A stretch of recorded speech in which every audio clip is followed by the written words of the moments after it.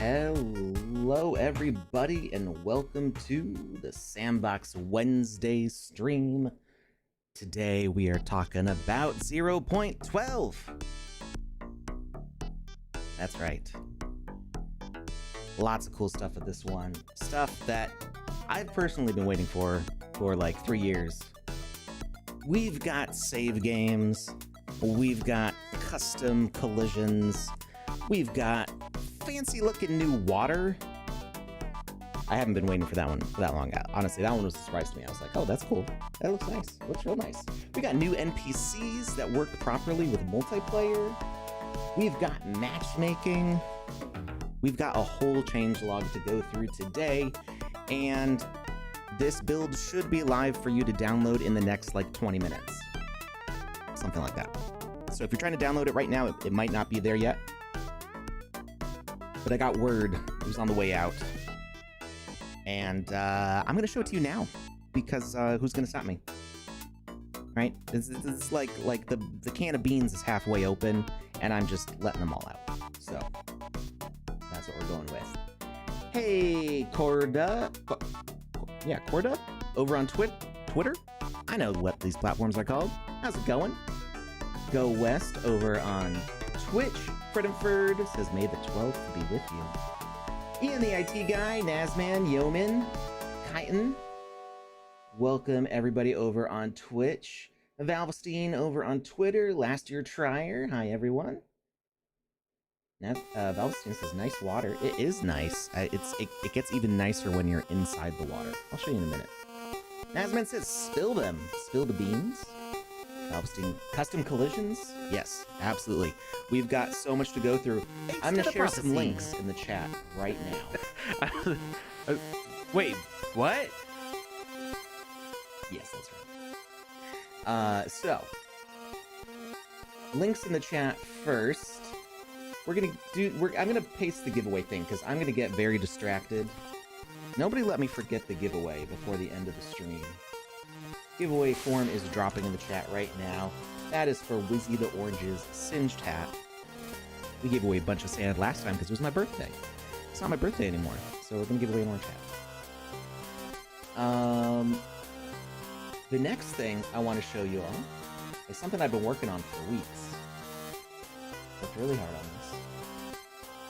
So you better be nice. But if you notice any mistakes, let me know, and I'll fix them. We're working on the changelog and upgrade guide that is on docs.sandbox.game. So Doc, if you don't know this already, this is a huge wealth of knowledge that you should know about if you want to build in the sandbox. Is the music too loud? I'm going to turn down the music a little bit. Music's probably too loud. Why is somebody from Pennsylvania trying to call me? What the heck? Go away.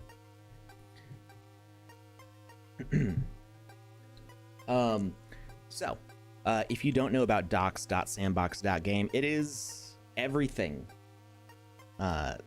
It's the whole manual for the sandbox, not just the game maker, but for sand, land, catalysts, minting, VoxEdit, building games, playing games, everything that you could need to know about the sandbox is in the gift book. And this is a super useful resource. If you click on the top left corner here, there's this creators portal. Oh, I thought I'd put the new. So I missed something in the update. This is supposed to say 0.12 now. So I gotta put that and the new video in here. I'll do that after the stream because we're busy with other things right now. But on the side, you'll see Game Maker 0.12 update and 0.12 upgrade guide. Those are what we're going over today. If you scroll down a little bit further, version notes and changelog, these are the same pages in here, but there's just another spot for it. You can see all the 0.7 through 0.12 changelogs here, and for 0.11 and 0.12, the upgrade guides, which the upgrade guides are for if you are a builder in the sandbox, you already made something, and you need to know what changes specifically affect my game. So if you had built something in 0.10 and you wanted to move it to 0.11, of course there's a bunch of new features, maybe you'll want to add them, but is there something from 0.10 that breaks in 0.11 something that I was using that doesn't work the same way anymore. That's what the upgrade guide is for. So for the sake, I'm so excited to talk about the new features, but for the sake of our existing builders, a whole bunch of whom I see here in the chat right now, we're going to go over the upgrade guide first. It's a lot shorter than the changelog. So it's just going to be specifically the things that you as a creator need to know about bringing your old stuff to the new version. Robbie.eat says, first person shooter template? There's 3 new templates. And if we have time, we'll check them out. I've only got about 2 hours. So we're going to try to get through as much of this as possible. If we aren't able to cover anything, we will go over it on Saturday and, pick up where we left off. Hey, Ardox Obeys over on Twitch. How's it going? Nasman says, happy belated birthday. Thank you. I like saying I'm more than halfway to 70 now. That helps put it in perspective, because you're like 36, you're like, oh, it's so close to 40. Getting so old, and it's like I'm just barely past the halfway point to 70. I've still got a lot of time, right? It's not that bad. All right. Did I share? I didn't share the guides yet. So here is the link. I'm just going to share the link to the changelog, because from there you will be able to see everything else that you need. So right at the very top, there's a link to the upgrade guide. It's also right here as a subfolder, and it's also right here as a shortcut. We want to make sure you don't miss it. Okay, but we are going to go over to the upgrade guide first before we do anything else. Let me just make sure that I have enough time. Yeah, I got 30 minutes before the ad break. We got time for this. No worries. So, 0.12. There is a big update to the heads-up display system that might require some significant edits to how your heads-up display works. So pay attention to that part. There are also a few other new features and small improvements that you may want to employ in your older projects that you can check in the full changelog. But heads-up display is going to be the big one. We'll talk about that one last, though. So first off, no more edit logic button. This is so, it makes everybody so happy. Everybody hates the edit logic button. None of my homies like the edit logic button. It is the worst. All of the settings in your properties panel. Where's a good screenshot of the properties panel? Do I have one of the full view of it? There, this thing. The whole thing on the right side has all this information you fill out. All of it is now visible by default. You don't have to click edit logic, and you don't need it to show extra settings. All the settings are there, easily accessible. Edit logic was a huge time waster for everybody. Nobody liked it. It was the worst. No sound with your monitor. Uh-oh, Red Lily Rose. Well, welcome. As always, these record, and I feel like there was a captions option, an auto caption option. Maybe that went away. Go West says, woohoo! That is absolutely right. Playing around with 0.12 to make these change logs, I got very spoiled. And going back to 0.11, especially the past couple streams of kind of intense building for that Echoes project, having to hit edit logic all the time was killing me. But it's gone now. We can forget about it forever. It never even happened. What is this? I don't even know what we're looking at. Legacy projects. So, big change. When you create a new project in 0.12, you now have to select if it's multiplayer or single player. That's going to set up a few things so that way all of your logic can be focused towards single player or multiplayer, and they don't get kind of mixed around. That can cause compatibility issues and make things for updating harder in the future. So you do have to decide at the start of your project if you want it to be multiplayer or single player. You're not going to be able to jump back and forth between those things. However, and that might be a little scary for people who are used to being able to switch it on demand. If you still want to switch back and forth, you can have a legacy project. So any project from 0.11 or earlier I think I need an extra comma in here. Oh, no, that's good. When you open a project from 0.11 or earlier in 0.12, you'll notice a legacy icon after the experience name at the top of the Game Maker. Starting with 0.12, new experiences must declare if they're multiplayer or single player, and it cannot be changed later. If you have that legacy project, it will stay a legacy project. So the kind of sneaky way to, if you want to be able to go back and forth between multiplayer and single player, just keep an old project hanging around and use it as your template, basically. 0.11 is staying available for a while, so you can still work in 0.11. As always, if you open up your launcher, you can select latest version or previous version. So like right now, you can still go back to 0.10. But you'll be able to make legacy projects in 0.11 should you have a project where you want to go back and forth between those options. Ardux says, oh yeah, I wanted to delete Game Maker today. This button with the logic edit, sometimes it disappears, sometimes there is no reaction to pressing. Yeah, especially sometimes you just need to like exit the Game Maker and relaunch it. Sometimes just some stuff gets stuck in RAM and it gets a little gunked up, but usually relaunching fixes those user interface issues. So yeah, there's other things with legacy stuff that we'll go over in the changelog, but that's just to keep in mind. If you want the ability to go back and forth between multiplayer and single player, you will have to save some legacy projects.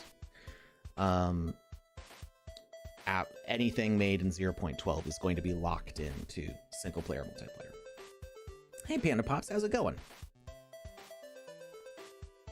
Streaming audio legacy. So the Sandbox is upgrading to a AAA audio engine called, I'm not sure if I'm saying it right, WWise, I think is how it's said, or WWise.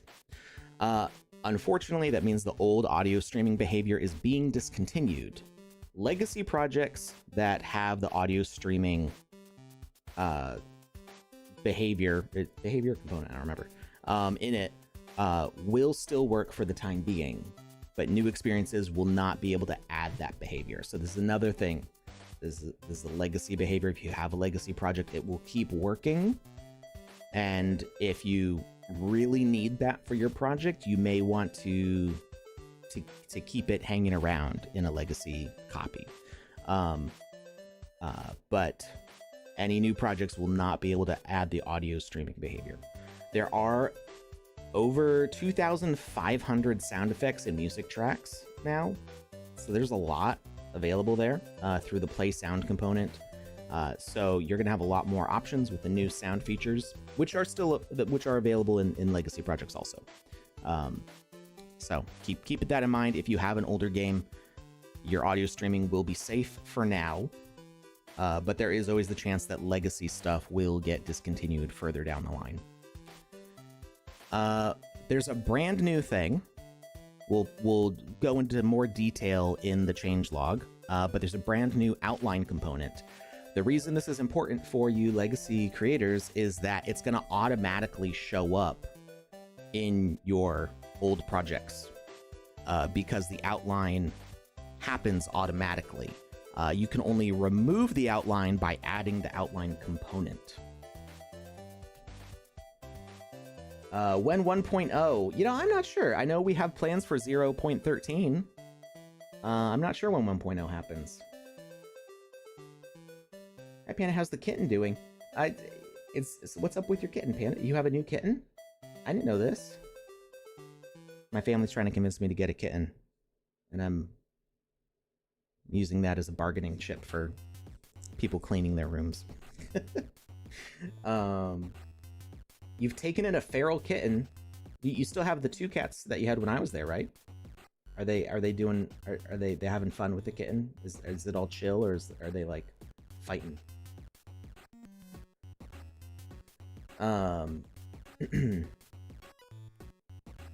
All the cats that wander around my neighborhood are old. They're like big cats, and I'm like, I don't know about you. I don't know about a wild, feral, large cat. Kitten, maybe. So, this new outline feature, it goes around. I don't know how well you can see it from the screenshot. It looks like this, although it can happen with different colors. It's applied automatically to behaviors door, button, and the components pickable, power up, and collectible. And it has different colors based on what kind of interaction with the player it has. So this could potentially change the visual look of your game. If you're trying to do a real dark and moody horror game where everything's really gray and dim and you can't see very well, you're gonna have these bright highlights showing up. And maybe you have some hidden items or Easter eggs that you want like disguised in other decorations, and that the player has to, actually find it and interact with it. Maybe you don't want it shining to be revealed. So if you want to remove that outline from objects to preserve the visual style of your game, you're going to want to add the outline component, because like I said, this outline happens automatically. Add the outline component and then toggle off enabled at start, and then it just won't turn on. If you want to add outlines, you can do that too. It doesn't have to be for interactive objects. You can add an outline on anything you want, but it will be automatic on interactive objects. New and improved NPCs. There are significant new capabilities for defining the behaviors of non-player characters in your experiences. Single-player character can now perform all of the old friendly NPC mechanics. They can pathfind and collide correctly with multiplayer synchronization, and this may change how you want to use NPCs in multiplayer.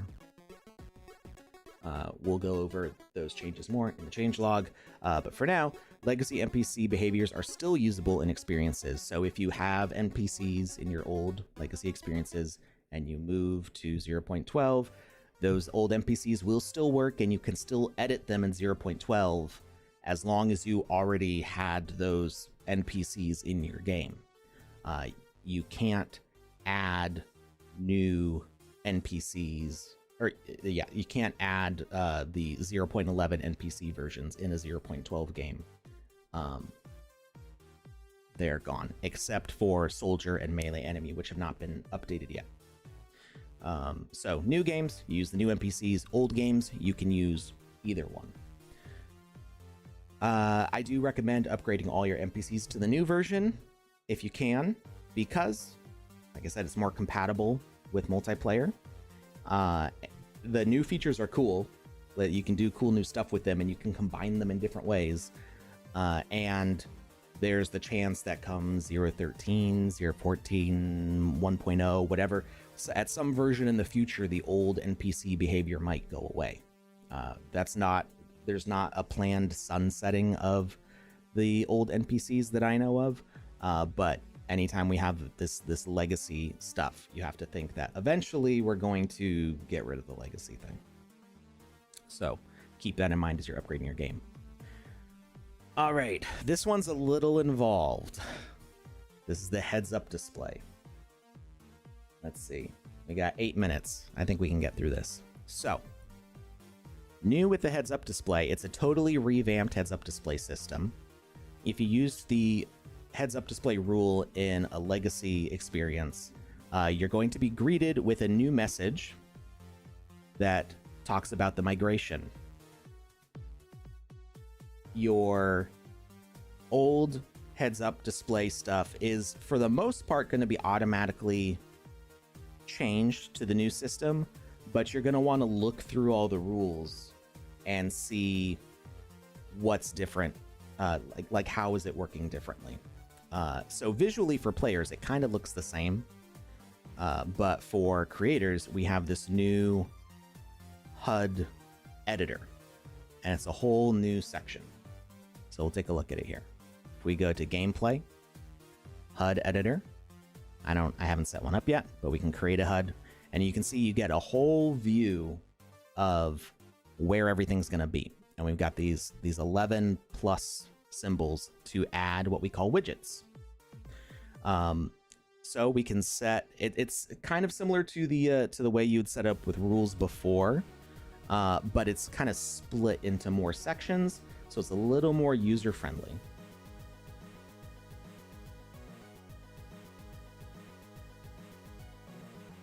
Panda, did you change the name of my stream?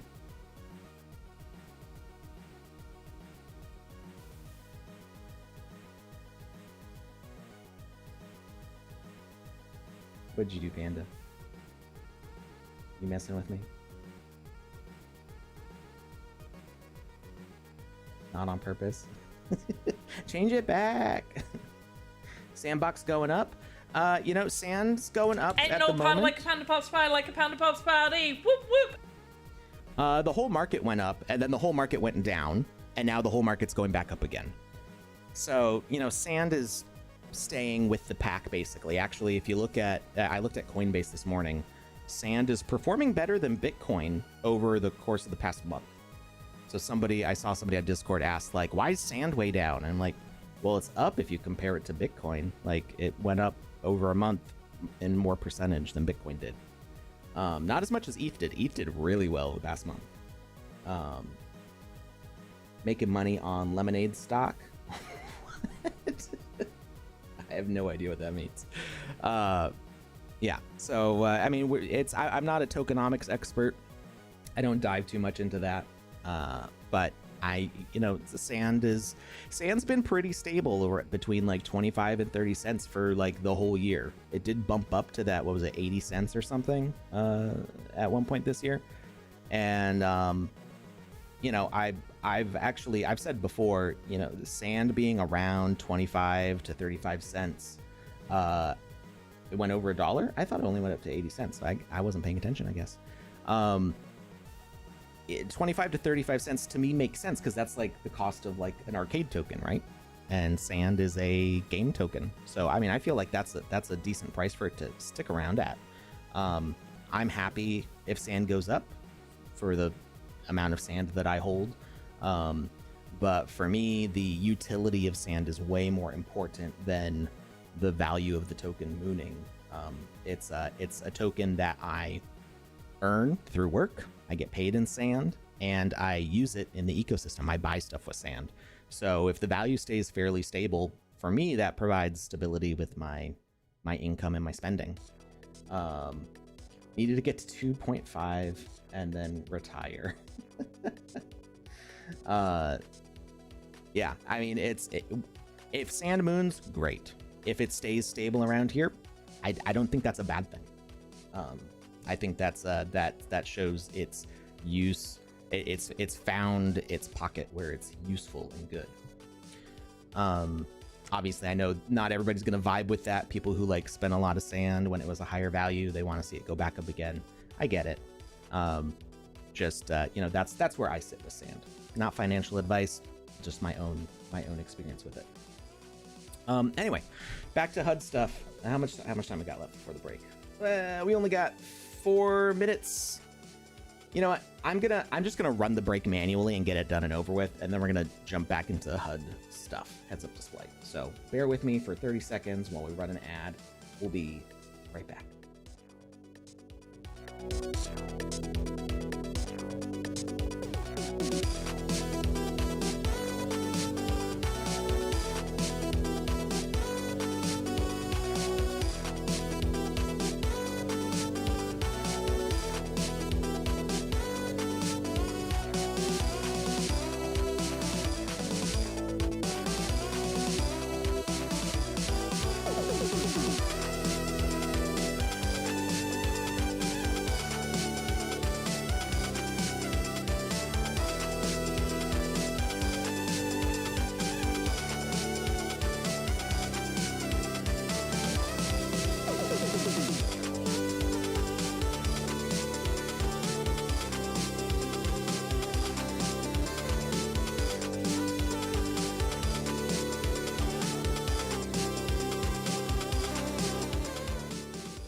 All right, we're back.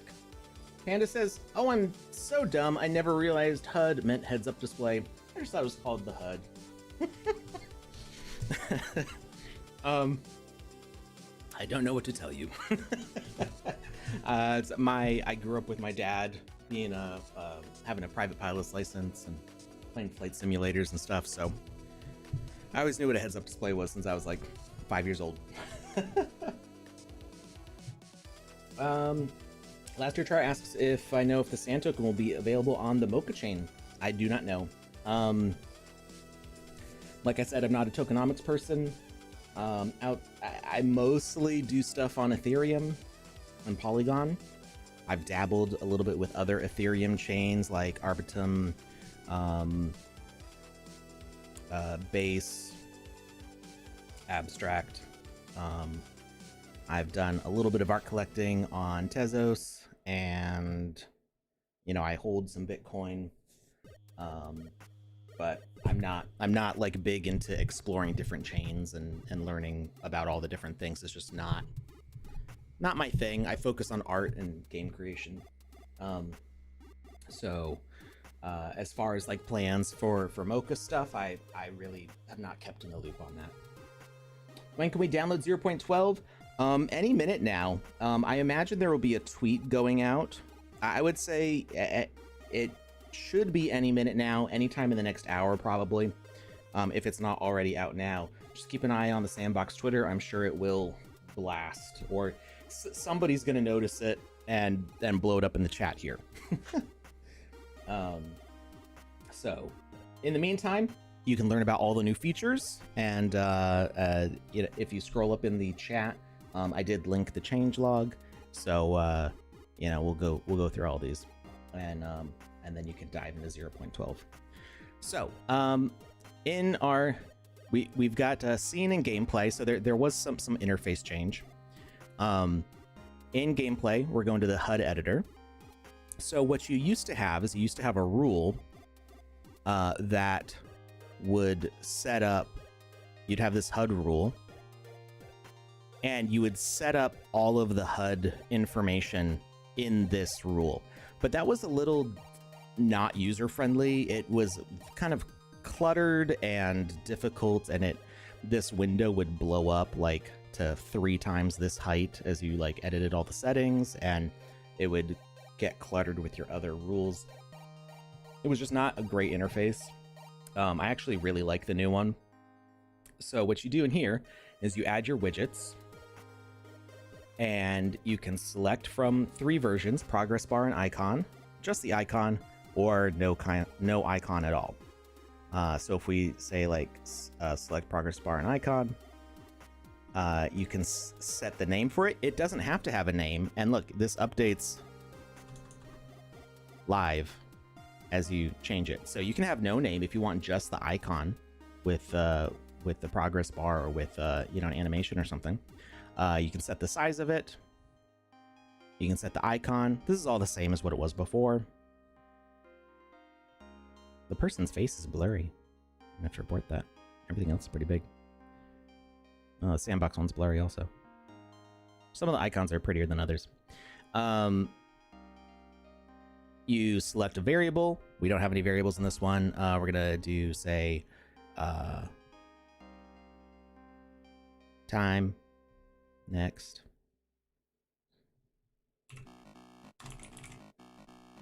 Okay. And now we get this cool animation. It shows us what it's gonna look like while it's doing things. So we've not built any logic in this game at all, but it's already showing us how it's going to behave when the game is live. We can say if it's the value only, value along with the maximum, a percentage, or the value and the percentage. These options were here before, but now it's nice that you can just see them all in action. You can also hide the value entirely, like I said, just like with the name. So you can hide the value and the name, and then you get just an icon. So if you want to do like a speedometer or something like that, you can do something like that. You set in your limits.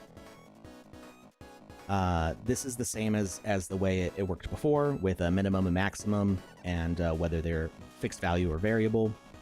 And then states. This is where this feature really shines, I think. So in 0.11, if you wanted this to be different colors for different values, you had to set up a whole bunch of different rules saying, and if the value is over this, it turns red, and if the value is under this, it turns green, and there was a whole bunch of rules. That all goes away, and you don't have to do any rules at all for it. The only rule you need is saying show the heads up display. So you get a widget state. So we say get the percentage here. We add widget state. And we can say, okay, widget state is normal, which is this blue color, if it's between 0 and 25%. And then we can add a range. So we could say that if it's over 75% to 100, it's also normal. Then we add a state. So you've got the states of positive, warning, critical, or normal. So positive, we could say that is between 25 and 75. And now we'll see that this changes from blue to green between 25% and 75%. Right? And we could also make it even more intense. So we can say between 25 and 50. And then we add another state of warning between 50 and 75. I'm not making any sense with these numbers, but I'm just accounting for all the values. So now it goes blue, yellow, green, and blue. So you can add as many ranges and as many, well, you can add up to 4 states. There's 4 states. But you can add as many ranges as you want. So you can have this change colors as many times as you want between those different states. You could do, I mean, you could do in like 1% increments and make it like flicker if you wanted.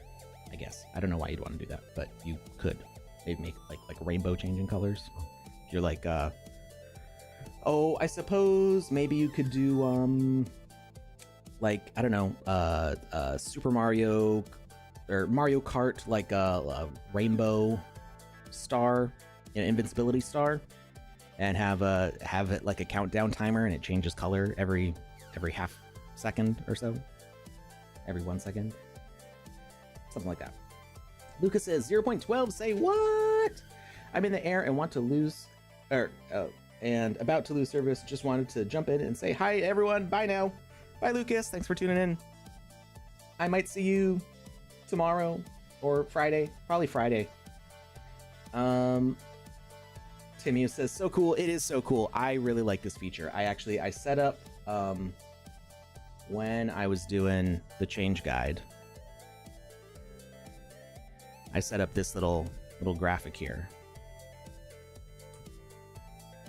So if you want to do like a Tony Hawk Pro Skater thing and had like the balance, you could say like at the extremes, it's red, and then you get a little zone of yellow, and then the whole middle is green. You could do something like that. It's pretty cool. So I like that change a lot, because you would need to have multiple rules for every single one of those color changes before, and now no rules. It's so easy. So the change here, like I said, all these rules are going away. So you only have the one rule, which activates the heads up display. The other change is that you're not setting up a whole bunch of different views, or you're not, when you want to change what a view is, it's I don't know if it's better, it's just different. Any info about Builders Challenge 4? Nope, not from me. I know nothing about Builders Challenge 4 except it's not starting yet. That would be, you'd have to follow up with V or Corrington. Check out the forum. So we got that display here. You can set up multiple HUD layouts. So, we've got this widget here. We could put a few widgets on the side, a few widgets on the bottom, and that would be our parent HUD. Now, if at some point in the game you wanted to hide any one of those widgets, but you don't want to change the overall layout, you can create a child HUD, and you can toggle the visibility here, and then it hides it. So it's still there in case you need to bring it back, but you can use the rules to switch between the parent and the child to set up what visibility you need. Say, you know, you're doing a certain quest and you need to activate a certain HUD. You can change it that way. Hey, Metaverse Street Journal, how's it going? I'm doing great. I'm excited to show off 0.12 today.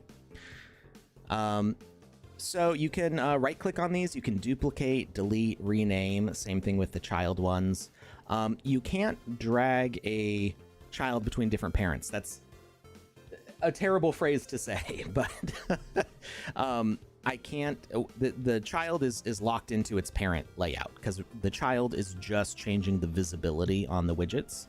It's not changing what the layout actually is.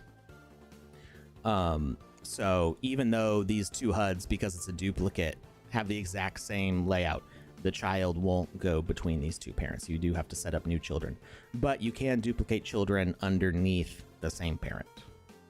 Okay. So this lets you just change, you know, what your whole layout is between the different parent HUDs, and then visibility is affected by the children. All right. So that's the new heads-up display system. Oh, I guess you can't delete the last one, can you? Once you make a HUD, you have to keep a HUD. I guess you can't delete the final one. All right. Was there any other info in the update guide that I needed from this? You can read through the whole thing. I spent a lot of time writing this, trying to make sure it was all as clear as possible, had all the details you need. But I may have missed something as I was stating it just now. I think we covered all of it.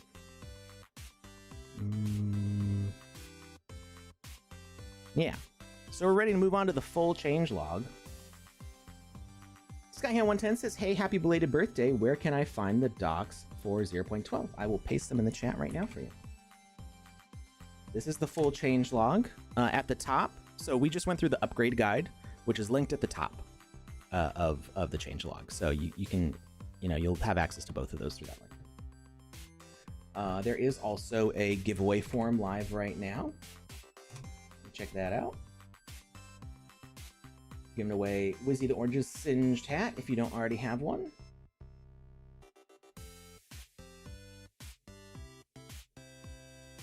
And 0.12. Let's just see what Twitter says. Has Panda, are you still tuning in? Can you like give us a shout out when 0.12 is actually live for everybody to download? It should be any minute now.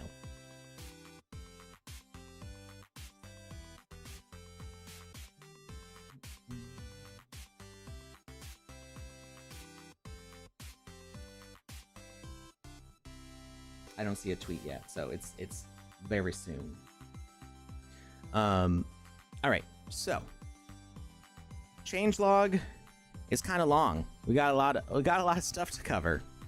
But first, I think I want to show you what it looks like now as a player. And you know what? I just realized something that I didn't put in the changelog. That's super, super cool. So you're going to hear it here first, and everybody else looking at the changelog will find out about it later because I'm going to have to add this. Because I totally forgot. And it's awesome. So we've got this thing behind me. Actually, I don't know. You probably can't even see it because I'm in the way. Get me out of here. Wow. Okay, I'm gone. So, Roxy Miguel says, I installed 0.12 through the launcher a few hours ago. What? Okay. All right. Well, I didn't even know that was an option. So, in the bottom left-hand corner, you can see that I can hold right Alt to use the cursor. I am now moving my mouse around the screen, and I've got some options. I can go back to edit mode, which is just tab. I can use free camera, or F8, which means I can now disembody myself from the avatar and fly around. I can still press jump. And I think I can still sit. Yeah, I can still sit. Can I emote? I can't emote. But we can now fly around the map while the gameplay is live and explore. And you can take a look at that beautiful new water with caustics. I don't think it's real caustics. This isn't ray tracing, but it's an animated caustic effect. The caustics refers to the way the light refracts at the bottom of a liquid. So we can see the pretty new water.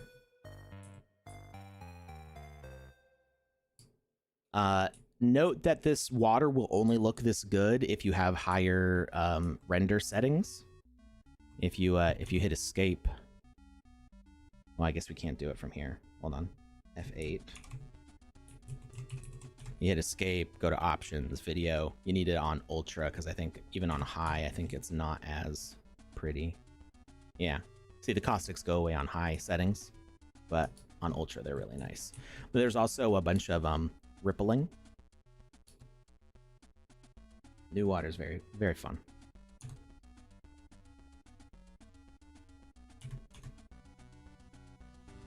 So, F8 will let you fly the camera around. Let's see. Oh no, I'm drowning. Oh no. Go back. No, don't drown. Can the swimming speed be edited? I don't believe so. I haven't seen any options for that. But I haven't looked for that specifically. Nobody told me about a change in swim speed. I think swimming's really fast. If anything, I would want to slow it down in some cases. You can slow and speed up movement speed as a boost, and I think that affects swimming also. But I don't think you can just adjust the base speed without a booster. So other options here. There's cooler stuff. Like the free camera's super cool. There's better things. Avatar teleporter. I can tell the avatar to go different places.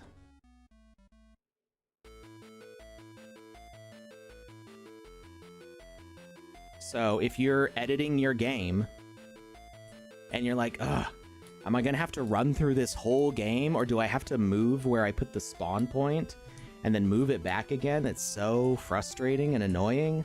You can just go like, oh, F8.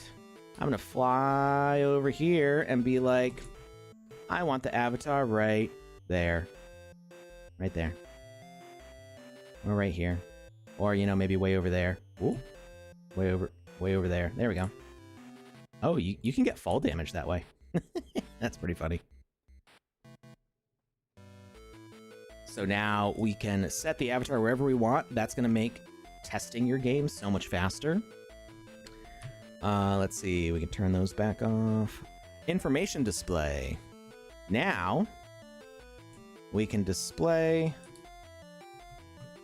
information on items that we select. So I've only got 2 items in here. I've got the spawn and I've got the avatar. But it tells me, oh, it even tells me the name of my avatar. Gives me a link. It actually pulls up the asset page. Interesting. Huh. I didn't even know we had asset pages for the avatars. That's cool. I learned something new just then. It tells us the instance name, what components it has. It's got a health component, what the messages, what messages it can receive, what messages it can send. Here we've got the spawn point. It's a prop type. We got the instance name, the tags it has. It's got the spawn point behavior. It's got the avatar settings, component. Let's put some other objects in here. So let's put, we've got an NPC. Let's give him the new NPC behavior. Let's add a module, and now he's got some settings in there, and we hit play, and let's hold Alt and information display, and now we can see all the information that's in there, including what the messages in and out would be. There might be, I haven't experimented with this a whole lot yet. If I'm not sure if the messages in and out, if those will change if we do certain things. Let's try it. Let's say we interact with this tree, and it's going to send a kill message to selected actors, and it's going to broadcast to Maximilian. Okay. Wait before broadcast and interact. All right. So let's hold Alt. Information display. Oop. So it's got message in, interact, message out is kill. Okay, let's see if it says anything when we do this. Okay, no changes there, but just let us know. This is helpful if you're editing like a really big experience and you are testing and you encounter a specific thing and you're like, oh gosh, I don't remember what's the message that this thing needs. Now it'll tell you that info. Okay, we also got the profiler. This is the same thing that's been in here with F11, but you just got a handy little shortcut for it. And if you don't want to see this thing, if you're taking a video, like for like a game jam, if you're doing a game jam, please close this. It's F2, or you can right Alt and then click it, and it'll hide it. This way I don't see that whole thing while I'm editing your video. You can also, because we got an interact message, you can see the glow on it that we were talking about earlier. It's got this blue glow saying that, hey, you can interact with this. So those are the changes to editing on the playtest portion of it. Let me bring that back. There are more options. Well, it's in the game client. So the game client has a whole bunch of new menu stuff, and we'll go over that too. But we'll get there. We'll get there later. So back to the editor. I'm seeing a lot of wows in the chat. The being able to move the camera around and teleport, that's just so useful for like taking screenshots and like doing stuff with your game. Just super duper useful. This is, I think, this is all the updates bring like good quality of life, I think, to the Game Maker, but this one in particular is a really important update, I think. I'm back. So let's go through this changelog, because I remembered that bit with the playtest, and I was like, oh no, out of all the time I spent on editing this changelog, I totally forgot to put that in there. And that is, I think, one of my favorite features, because it's just so cool. Okay, so user interface, as you can already see from what I've shown on the screen, there's a bunch of upgrades to the user interface. There's a new login screen. There's a new home screen. The new home screen has a bunch of like helpful little cards, if you will. Can I see this bigger? It's a really tiny screenshot, but you'll have all these different cards that will link to like current events. So when an alpha season starts or a game jam starts, that can all be news that you'll see on the home screen of the Game Maker. So a good little dashboard of information there. There's also now a report Game Maker bugs directly from the home screen by clicking your user icon. I think it's also here in help. Yeah, so if you click on the menu here in the corner, go to help, report a bug, creators portal, guidelines, forum. We got some helpful links in there. Report a bug brings up this form. It's going to email your ticket to the team, and they will contact you back if it's something that they need to communicate with you New game type templates. There's Tycoon, Business Tycoon, first-person shooter, and an action RPG. I haven't checked these out yet. Maybe if we have time, we'll take a look at them. New experience flow. So when you create a new game, it's going to ask you multiplayer or single player. You cannot switch back and forth between those two. So you have to decide when you start making your game. Do you plan for it to be multiplayer or do you plan for it to be single player? You will not be easily able to go back and forth between those. And I shouldn't even say easily. You just won't be able to go back and forth between those. There's an asset library revamp. So this whole menu has updated. You can already see that it looks different.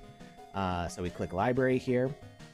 You can see that we've got our workspace, basic assets, logic assets, presets, and bookmarks. Dynamic libraries has a new fancy look. So you can see there's some featured creator packs here. We got terrain colors. I don't think creator packs actually live. So we got the British Museum. We've got a couple other new ones in there, which I'll mention later. So they got these nice new previews. It shows you how many characters and blocks and props are in them. They've got some tags. You can search them by name. And we just keep on adding more and more asset kits. So there's a lot more in here. Is there a game save mode? I don't know what you mean by mode, but there is both auto-saving and saving of games. But we're not there yet. We got to go through the whole changelog first. So autosave was the next one. So you can turn on autosaving. Wait a minute. Settings. So under settings in general, right above your screen display settings, you can set autosave to be off every 5 minutes in 5-minute increments up to every 60 minutes. Or I guess 15-minute increments. So if you don't want to save too frequently, like you don't want it slowing you down, or you sometimes make like real crazy edits and you want the ability to like go back and undo them, maybe you only want to save every 60 minutes. But if you're worried about crashing a lot, you're doing something really complex, maybe you want to save every 5 minutes. You know, it's whatever suits your workflow. And you can leave it off if you don't want it forcing you to save. Web3 Partner says, I don't usually write in chats, but I'm always here learning and having fun. Thanks. I am glad. Now, why is it saying I'm offline? What just happened here? What'd I do? I'm not offline. I'm streaming.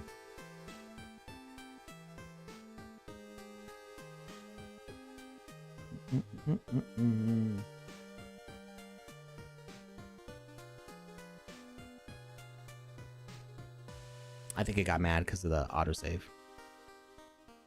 And I've just been chatting. Panda says, for those who haven't, you can now download 0.12. Alrighty. You know what? Let's kick out of here. Let's make sure that I have the latest version. So we're going to go to update the Game Maker. This will just take a minute. Is there a way to make your own dynamic libraries? No, there's not. Currently, dynamic libraries is a staff-only feature. However, Roxy, I think I've been talking to you about your grant with Freddenford. If you wanted a dynamic library related to your grant, I can set one up for you. I have not had time to go back to it, but I did start the SandFam community collection, and I did take some submissions in there. I need to go back and get back to that. There's options for setting up dynamic libraries, but you're gonna have to talk to me about it. Let's see. build. So 0.12.0.159. There we go.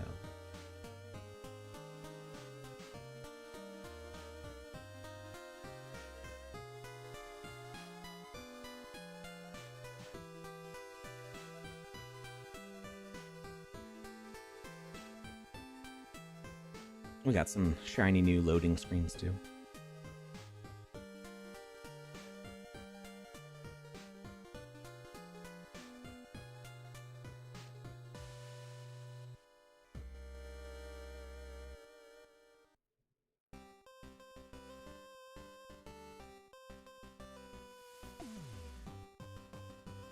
What? Uh-oh. I broke it. All right, let's exit the launcher. Try that again.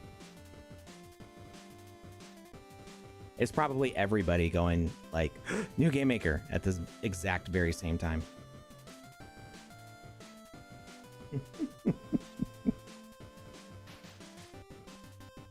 Like 0 crashes for like the past 5 days as I've been working on finishing touches to the change log.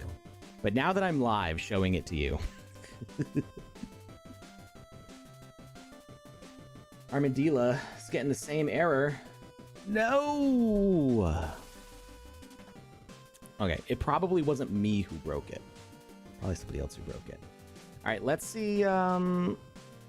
Well, you know, let's just go through the changelog itself, and we'll see what we can do about exploring it in the Game Maker. Skyhand110 asks about any plans in the future for a character select.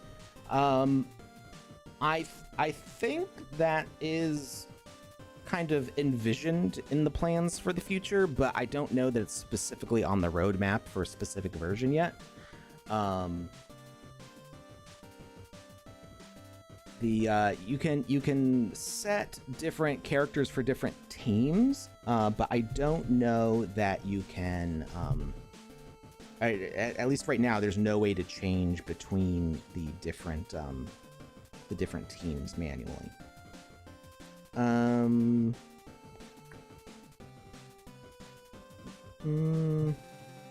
Sorry, I was just checking messages to see if there's any update about the Game Maker there. Valstein says, I heard that they will also let you save your progress if you completed a quest in an experience, so you don't have to do it again. Quests will be already marked as complete, or parts if accidentally crash in between. Will we have this in this update? Yes, this is part of this update. We're down persistency and data management. It's way down there in the changelog. It's going to be a little while before we talk about that. There's a bunch of other cool stuff, though. For Mario Raven says it doesn't exist anymore. That's the time when things always break when you're live. Yes, Nazman, that's true. Panda Pops reported to the team. Thank you, Panda. In the meantime, I've got screenshots and I've got videos, so let's take a look at them. New abilities, Dash and Glide. So we've added 2 new equipment. So now you've got Dash and Glide. So Dash is just like Dash in like Metroidvanias, where you do a little lunge forwards. So that's pretty cool. And then you've also got Glide, which you can't get any height with Glide. It's like falling with style. So unlike Fly, Glide actually doesn't have a cooldown. It's not using any power. So if you're building a game and you're giving people the abilities progressively as they go through the game, you could give them Glide earlier in the game to let them, or to make it so that way they have to climb to a high area and then glide down to a lower area that's not reachable from the ground. Without giving them Fly, which would let them get to pretty much anywhere in the level. So Glide gives you a little more nuanced control over how mobile players can be around the level, and lets you make some more creative decisions with level design, which is pretty cool. Custom character creator screen would be awesome. Yeah, so you can, I mean, you can kind of accomplish that with equipment.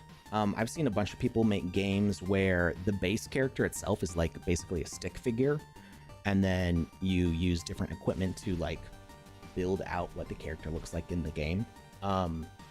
So that's a possibility. But yes, I do think like we should have a proper character select and team select, but it's not there yet.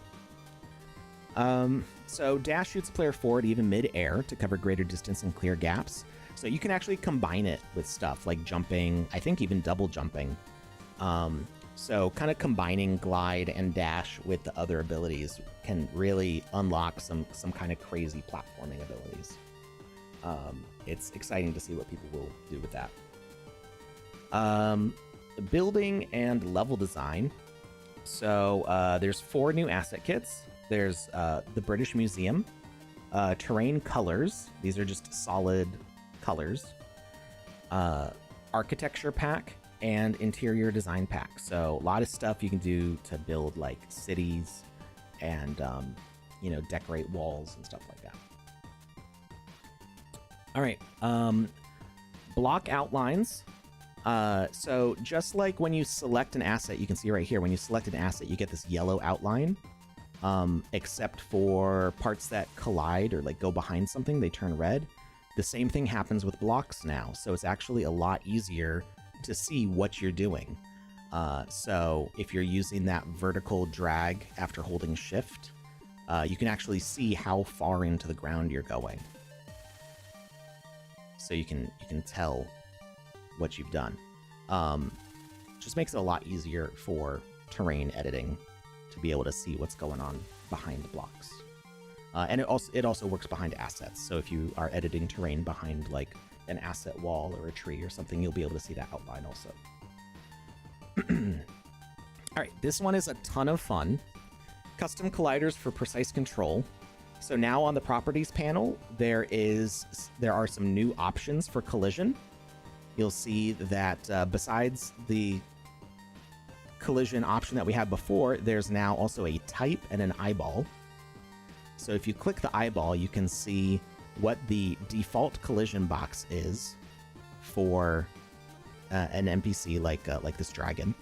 And you can see it's really big, right? Because it accounts for like the wing animations and the tail animation, all that stuff. So now you can switch between different types. There is a box and a sphere and a plane type. Oh. I made a mistake. I thought I removed that. Oh well. So we've got these different types. You can set the position, rotation, and scale on these different collision options. So now you can make collisions that are custom tailored to what you need them to be. You can also click on each of these buttons, the position, rotation, and scale. You can click on them and you'll get a gizmo to edit them. So you can just click and drag on the blue and it will make it longer this way, or you click and drag on the red and it'll make it wider, or you can click and drag on the green and make it taller. It does go in both. When you scale, it does scale both sides at the same time, but then you can also offset the position to move it up and down. If you select sphere, you can set the position and the radius of the sphere. So we now have actual ball collision in the sandbox. So if you have a cube or even a dragon, you can roll it around like a ball. Nazman, no, you cannot scale assets. You can scale the collision. I don't think asset scaling's ever coming to the sandbox. It actually, there used to be asset scaling. There used to be voxel model scaling. You used to be able to scale the individual objects in the voxel model. And it was a intentional decision back in like 2020 that we not do that to preserve the voxel style, because otherwise people will keep on making smaller and smaller and smaller details that just don't look like voxel art anymore, and are also really not optimized. So the idea is that somebody's not trying to make like a photorealistic AAA looking game with really high polygon voxel models, because it just will not run well, but also will not look like the sandbox. Like as much as you have creative freedom with the voxels, the sandbox does have a visual style. So the voxels are not scaling. There's no plans to scale objects, but you can scale the collision, and that is super helpful. You can also set a plane collision, and this means no more blocker walls are needed. I mean, you can still use blocker wall assets if you want, but if you just want to make an invisible wall and lock the player into an area, you don't have to worry about making an object that's big enough and then making it invisible or tiling a whole bunch of them. You can take an object this size and say that it has a plane collision that's 8 by 8 meters. So that's super useful. And then specifically for the new NPC behavior, there's a new NPC collision as well. So you'll only see the NPC option if an NPC behavior is set, and the NPCs can only have an NPC collision. You can turn off collision. You might be able to set collisions plus gravity. I don't remember. But you can't set a sphere or rectangle or plane collision on an NPC. So the NPC collisions have 3 settings, and they're locked. You've got small height, which is like Smurfs, medium height, which is regular avatars like Snoop Dogg, and large, which is like the big ones like Hellboy. So those collisions specifically are for those NPCs, and it will affect what areas they can go in. So if you have like a low hanging door, a Smurf could go through it, but maybe a large one couldn't.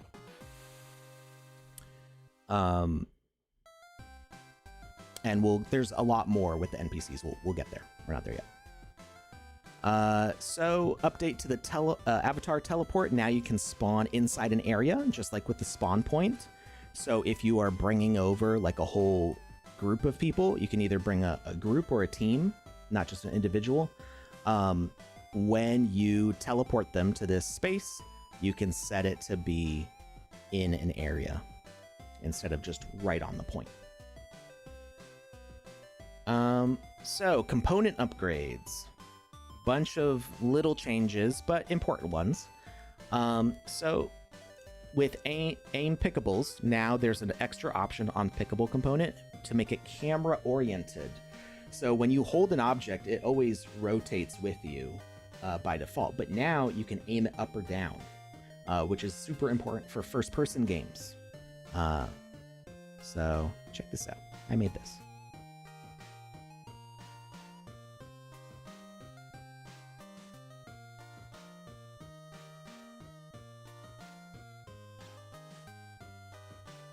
Ooh, it paused. Why'd it pause? It was buffering.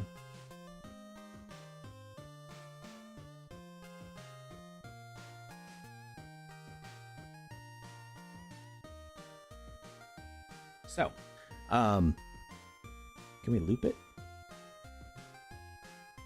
I guess not. So what this means is now when you have held objects and you point the camera up or down, the item will move with it. So if you, on your pickable object, have a flashlight or a ray cast, you can aim those up or down also. I guess it would also work with projectiles. Actually, I think I tested it and it doesn't really work with projectiles, if I remember correctly. But specifically raycast and light work. So you can set a spotlight on a flashlight, and actually this is all practical. Like this whole video was made in game. The only thing I added a dark vignette around it because I didn't do it when I recorded, and I was like, oh, it kind of actually needs a little darkness around the edges. But everything else in this game, the lighting and the interactions were all made in the Game Maker. And this right here, I set a moving object, a moving platform that was toggled off. So I used a ray cast on the flashlight. So when the flashlight shines, when it centers over the legs, that turned on the behavior, and that's what made the character go up. So that is one thing that you can do. You can make it so that way a ray cast will tell the game where the player is looking exactly. So you can do jump scares based on where the player's looking, not just left and right, but also up and down. And then the same thing with the doors here. The doors also use the ray cast. So when I got close enough, the ray cast activated and opened the doors. And yes, now you can do more first-person shooters, right? And that's one of the templates. I haven't checked it out. I don't know how they have the logic working. I'm curious to know how they set it up, how different it is from what I did. I did try making a first-person shooter with raycast, and for me, raycast was kind of slow because it deactivates. Yeah, I'm not sure. If I'd want to use raycast for a first-person shooter, like maybe if you were doing like a lever action type gun, but not like a machine gun. It just is not really fast enough. Hey, Cyber Dragon! Good morning. Good morning. Coyote Jester, this is awesome. It's super cool. I'm really excited for these features. I've been having so much fun with them and having like so many ideas, and like I haven't been able to share them until today. Panda Pop says team is working on fixing. Awesome. Cyber Dragon, did you see the video I did? I want you to remake all the gray station stuff and make it all dark and moody. So yeah, I've already been really impressed and really happy with the horror games people have made. But the ability to shine the light up or down makes it's gonna add a lot more to it. Plus, you've got so many 2,500 sound effects and audio clips. Like, you can do so much more sound design now. Now you can stop raycast with a message.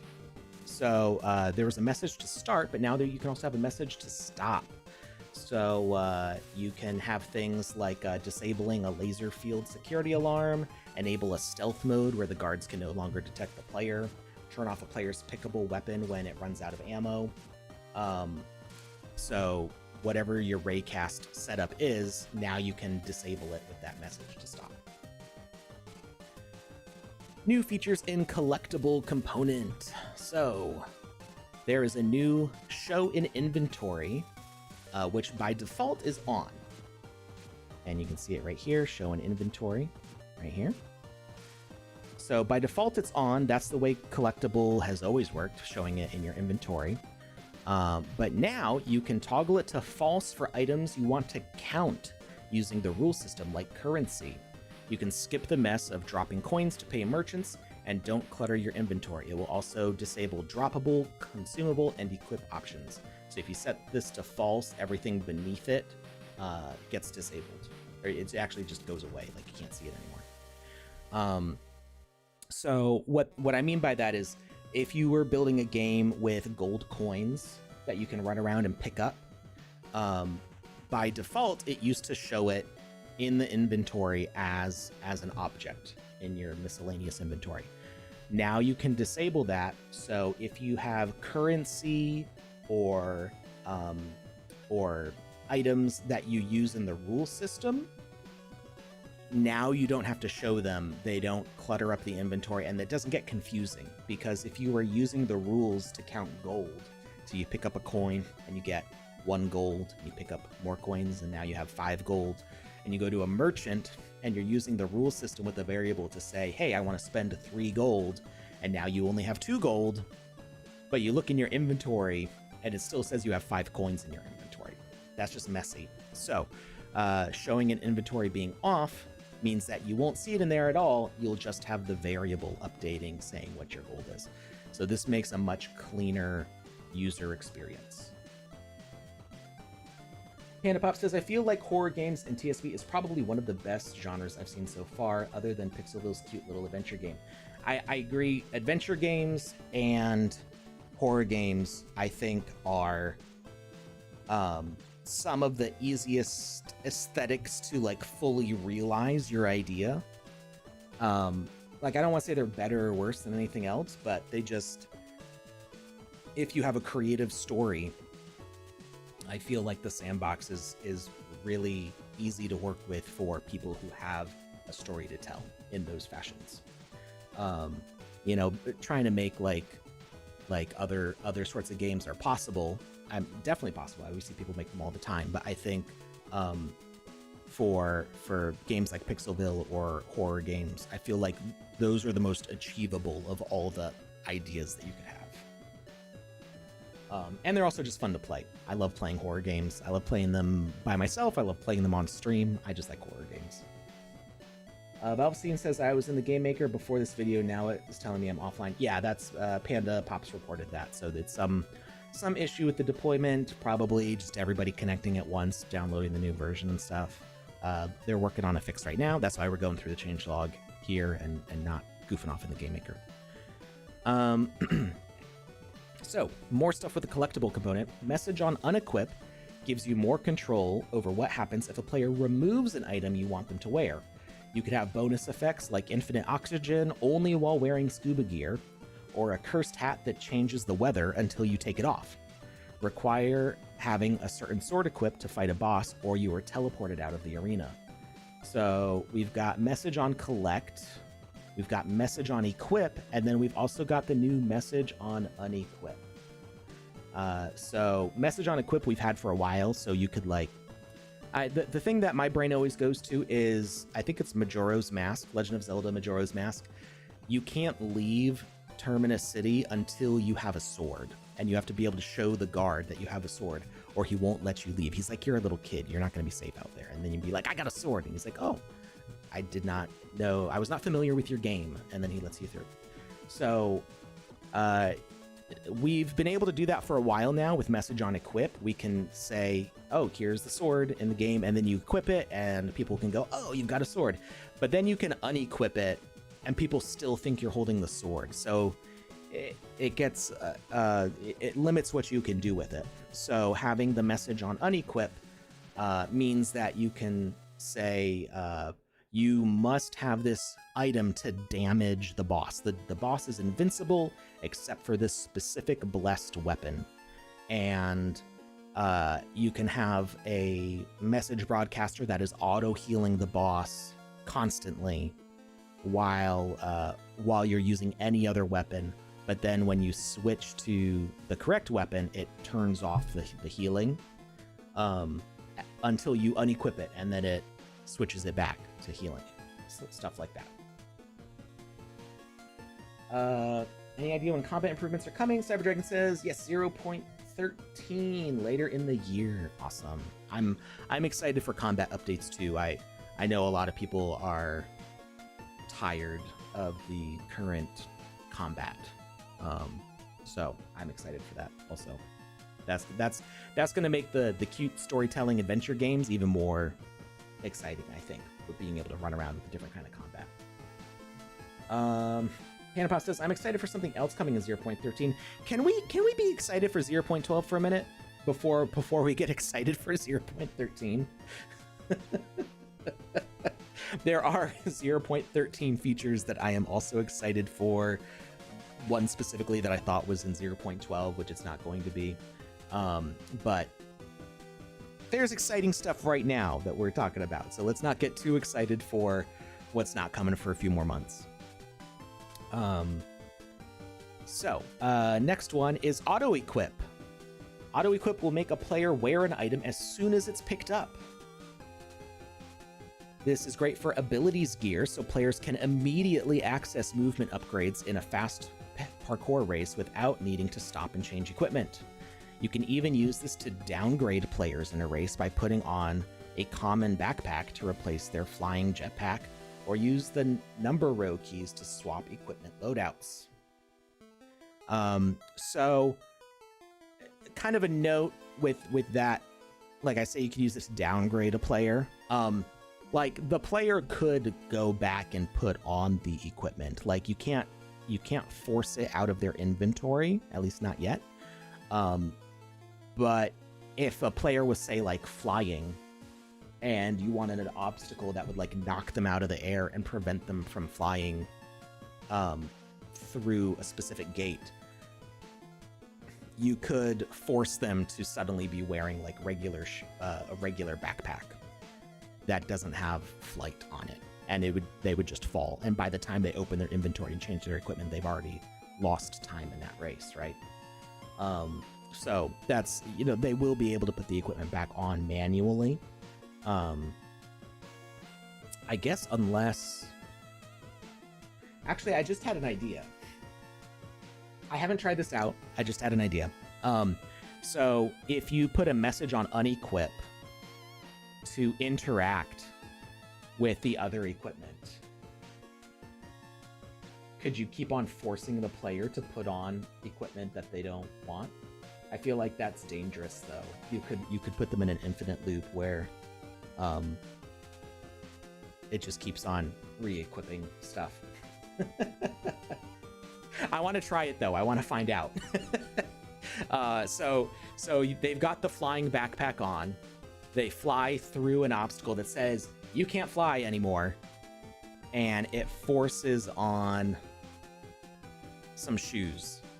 And when it's not some shoes, it forces on a regular backpack. And when they unequip the backpack, it just interacts with that backpack again to put it back on.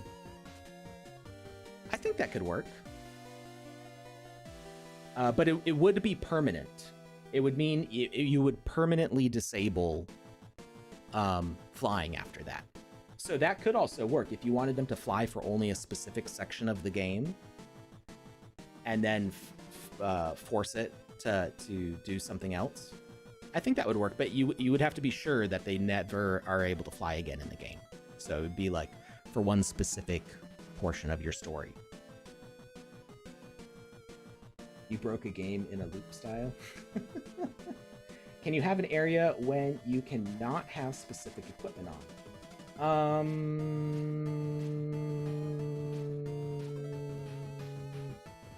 Well, I guess that would kind of be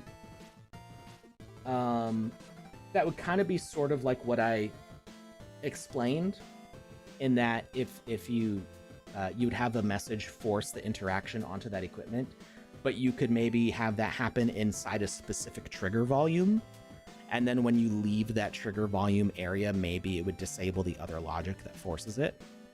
I feel like that's a good experiment for us to try later. There is fly speed. You can also make it so it only hovers because of 0 speed. Okay. That's interesting. Very brand new question. When Game Maker 0.13? Grief. And also, final note on this, the droppable setting is now compatible with multiplayer experiences. Now, I haven't had time to fully test out what that means. I don't know if that means you can drop an item and then somebody else can pick it up. Cyber Dragon, have you had any chance to play around with that? If you drop an item, can another player pick it up? What is the impact of it being a global item or not? I'm not sure. So I think we'll need to experiment around with that and figure out how it plays with multiplayer. I asked around, and the people that I asked weren't sure. So I think we'll just needs testing. We're learning still. Brand new outline components. So I showed this to you earlier, but this is the full details. So help players find items using this brand new component. A pulsing glowing outline will highlight the edge of an asset. By default, the component is enabled at start of the game, but you can choose to turn it on or off with messages. You can use this to more subtly hint at objectives using a quest marker, or highlight that sub-objects are special in a busy room. Visibility range sets how close a player needs to be in order for the outline to appear. The color layer option can help set player expectations of what an item does. So these are the defaults. You can choose to change them to whatever you want of these 5 colors: blue, yellow, green, red, and white. But I would recommend staying with the suggested use of these, the automatic use of these, because it will help players not get confused. So if in your game you always use it consistently, it's different than other games. You know, it's okay that your game is consistent about it, but ideally your game is consistent with all the other games using this. So that way, when a player joins your game for the first time and they see that color outline, they know what to expect.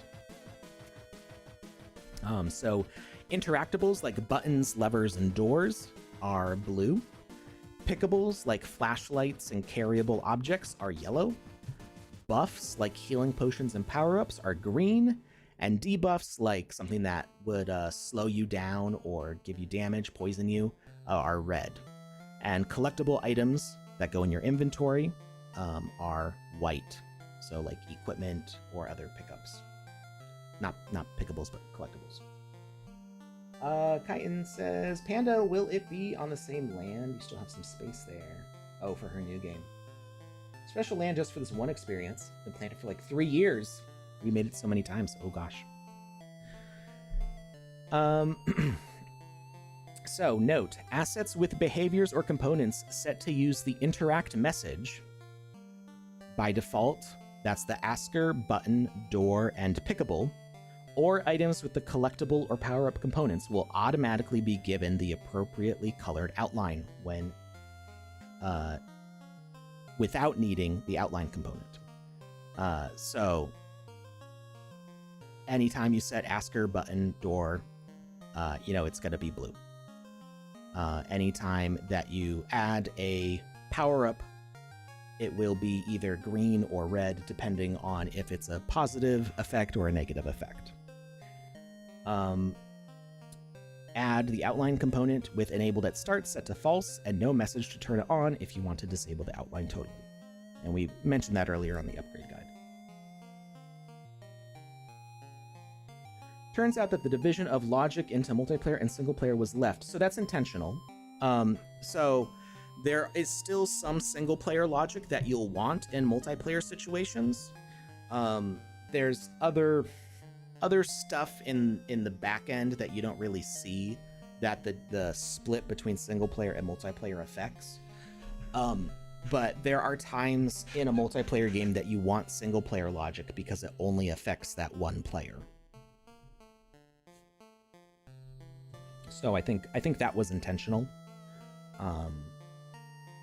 But it is good to note that setting the multiplayer or single player game type in 0.12 you'll still see some of those multiplayer or single player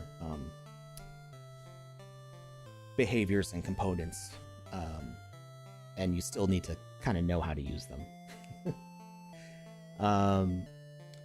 New and improved NPCs. This one's super cool. There are significant new capabilities for defining the behavior of non-player characters in your experiences. A single character can now perform all of the old friendly NPC mechanics. They can also pathfind and collide correctly with multiplayer synchronization. For now, legacy NPC behaviors are still usable in experiences originally made before 0.12, but no legacy NPCs can be created in new 0.12 projects except for soldier and melee enemy, and only in single-player experiences. So in a multiplayer experience, you will not see melee enemy or soldier as options. By default, NPCs have the walk module applied, but all 5 modules can be added or removed to customize the NPC's behavior. Clicking on each module will allow you to customize its settings. So when you add the NPC behavior, you will see an add module button under walk, and you can add flee, healer, gather, and follow, or you can delete all of them if you want.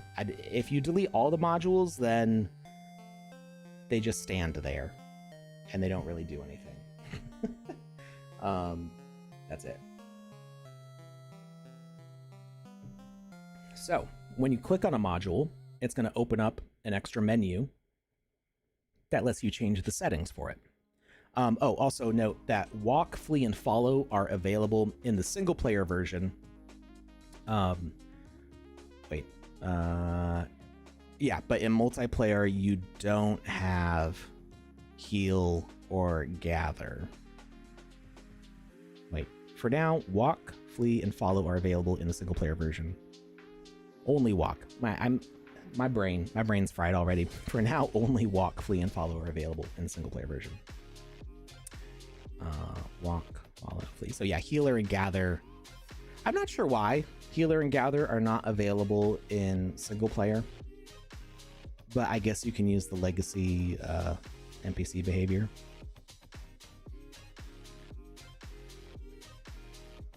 Play Game for Fun says, today thought, is it possible to add to the Game Maker workspace option to expand experience and shrink next to the duplicate?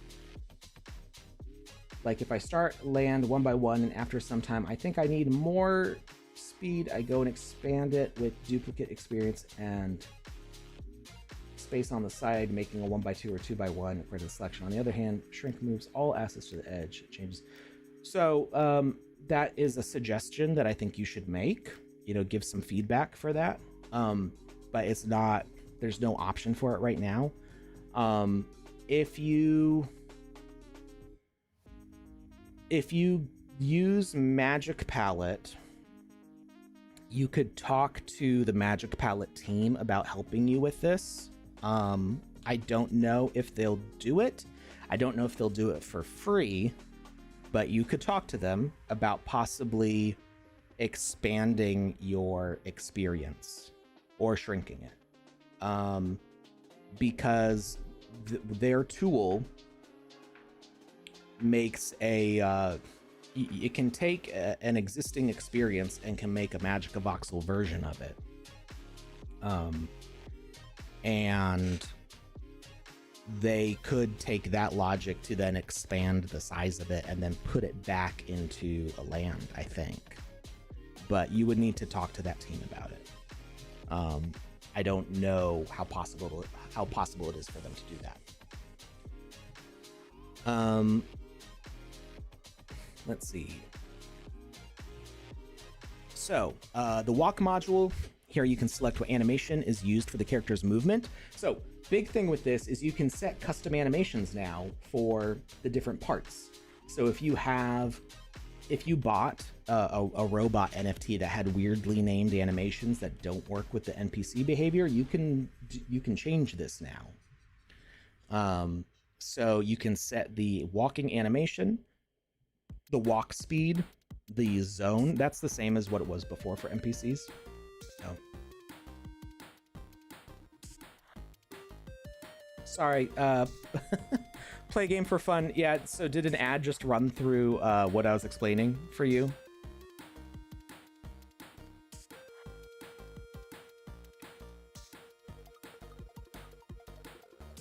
Where did it cut me off? I got in the moment and didn't notice the ad starting. I've got a little thing down in the corner that tells me when it's about to go, and I missed it entirely. Did you catch everything that I was saying to you, Play Game for Fun, about talking to the Magic Palette team?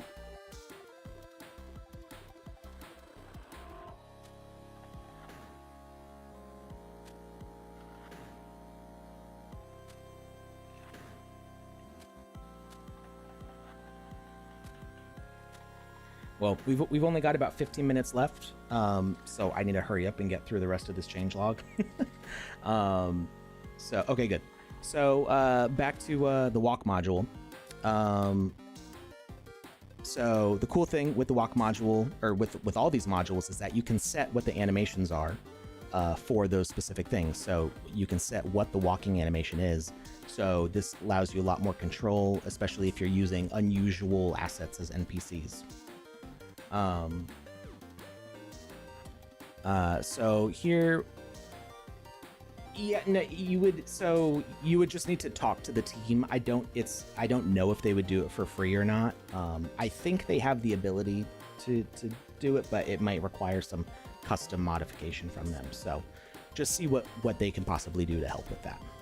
Actually, I would suggest for them to make that a tool. I mean, that would be a great thing for them to pitch. I think on the DAO as an expansion of Magic Palette is a land size changer, an experience size changer specifically, as a separate tool. I'm gonna talk to Pepe about that. So anyway, the walk module. Here we can select what animation is used, how fast they walk, and the rectangular area they walk around. By toggling on the wait for message, we can prevent NPCs from moving around before they are activated. You can use this to reduce the number of NPCs roaming before a player gets to them, or have them wander after an event like a conversation or a quest. So wait for message, set that to true, and they'll just stand there until you say, hey, how's it going? And then they start walking around, or you complete a quest and then they move, or you enable a trigger volume by walking into a room and then it turns on their walking. So that way they're just not processing when you're not around. You have contact with Sandrush. Cool. The flee module, when enabled, NPCs can run away from any tag that is set. A tag of hostile is automatically applied to any player or entity that attacks an NPC. You can also have NPCs flee from any given custom tag by default. Again, it's you can wait for message, so it means that they won't flee until you enable the ability for them to flee. So that could be, you could use this to set up like a cutscene where maybe you have ninjas sneaking around and you would have this set to false, and then the ninja like sneaks up to the NPC and gets within a range where it toggles on the flee, and then they go, oh, there's a ninja, and then they run away and get chased. That could be pretty fun. The follow module. This one's so fun. This is brand new. Totally new and powerful behavior for NPCs. You can use it to create characters who can follow after you, or any other tag you define across block terrain, respecting open and closed doors, even following you all the way across the map. So as long as you are always within range of their follow range, they will keep on following you anywhere that they can access from blocks. So if a door shuts, they will be stopped. They will be blocked by the door until you go and open it for them. If you jump down a cliff, they will jump down right after you. That's actually a problem. They will get stuck in water. So if you make like a flying, leaping jump into water, they will chase you and then get into the water and get stuck. For that, I would suggest maybe making water damage them so they like die and respawn to get them out of the water, because it's actually kind of difficult to get them out of the water after that. What else? Oh, but they won't be able to cross like a bridge asset. You will need to make blocks for them to cross. So they still work like regular NPCs. They can only walk on terrain blocks.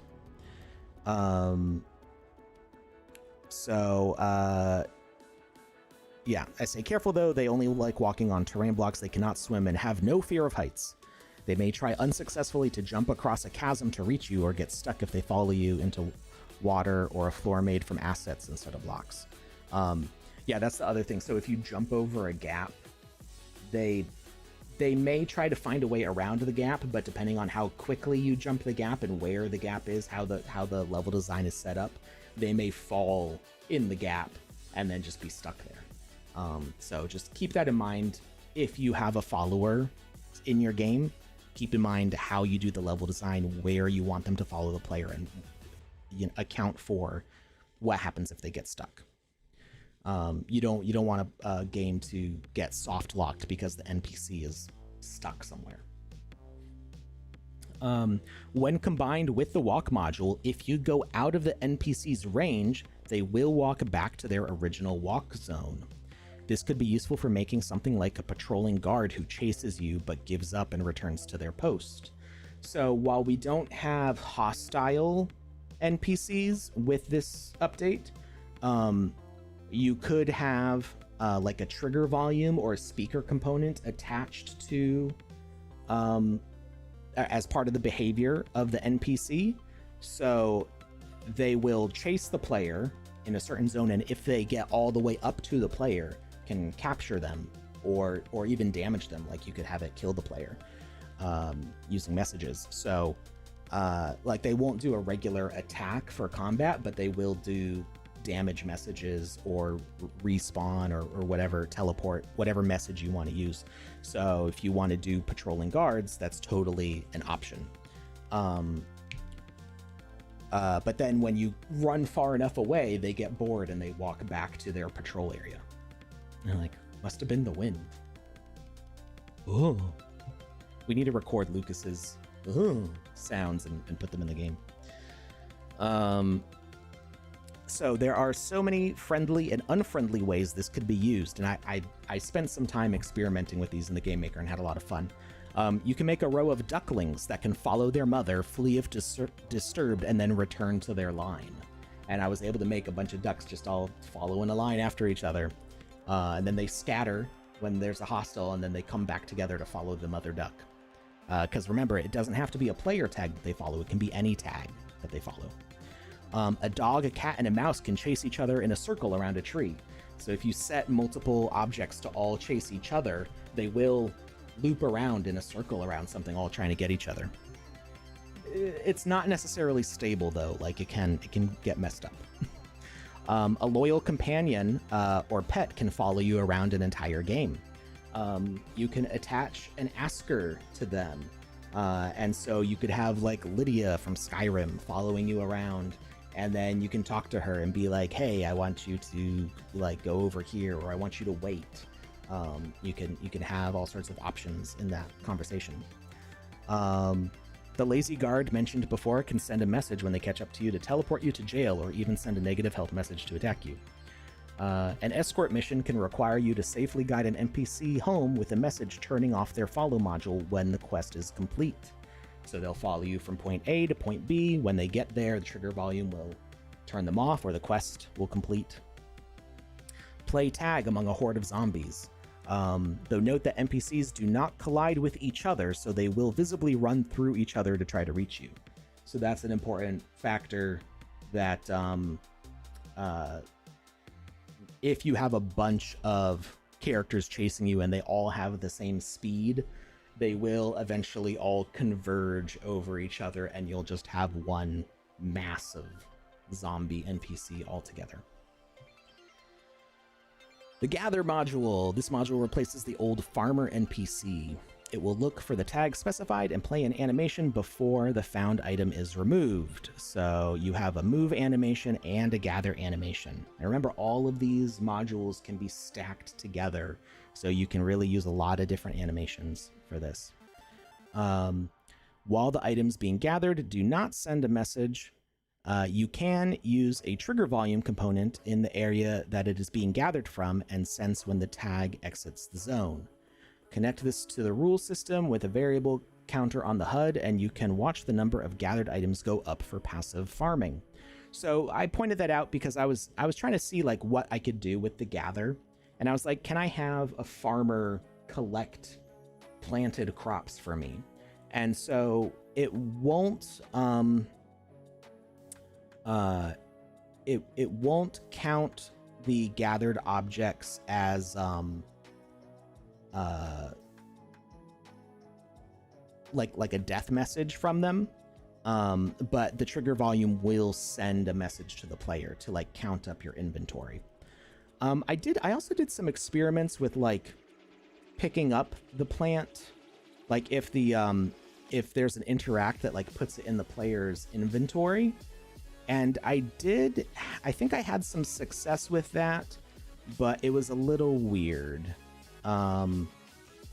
So like there's some experiments to be had there if you want to do like a farming sim. Let's see, healer module. This module replaces the healer NPC. Like follow, it will chase after the player or whatever tag is set.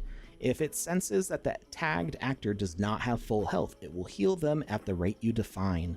This doesn't just have to heal players and their companions. You can also have enemy healers that will heal your opponents and keep boss enemies protected until the healer is taken out. This could also be like if you're trying to like break down a wall, you know, the enemies on the other side of the wall can keep on trying to build it back up. You also get a healing animation there, so it could be like, you know, hammering a nail or whatever animation you want. So lots of cool possibilities to combine all those NPC mechanics into one. This is one of my favorite updates in here, just because of how it streamlines the behavior together and lets you combine it in different ways to do cool things. A lot of them you could kind of do before, but it's super cool now. Game Maker's working now. Sweet. All right, we're running out of time though.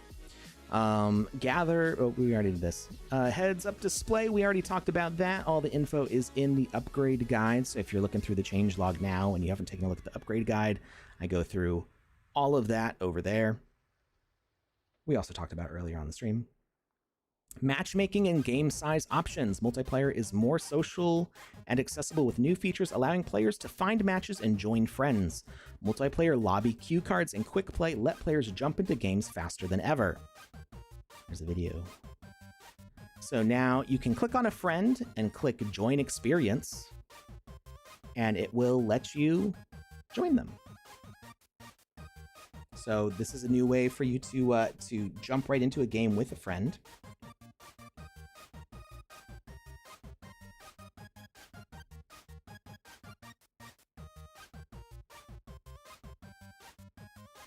There is also queuing, so you got these cue cards. Let me pause it so I can show you exactly what's going on here.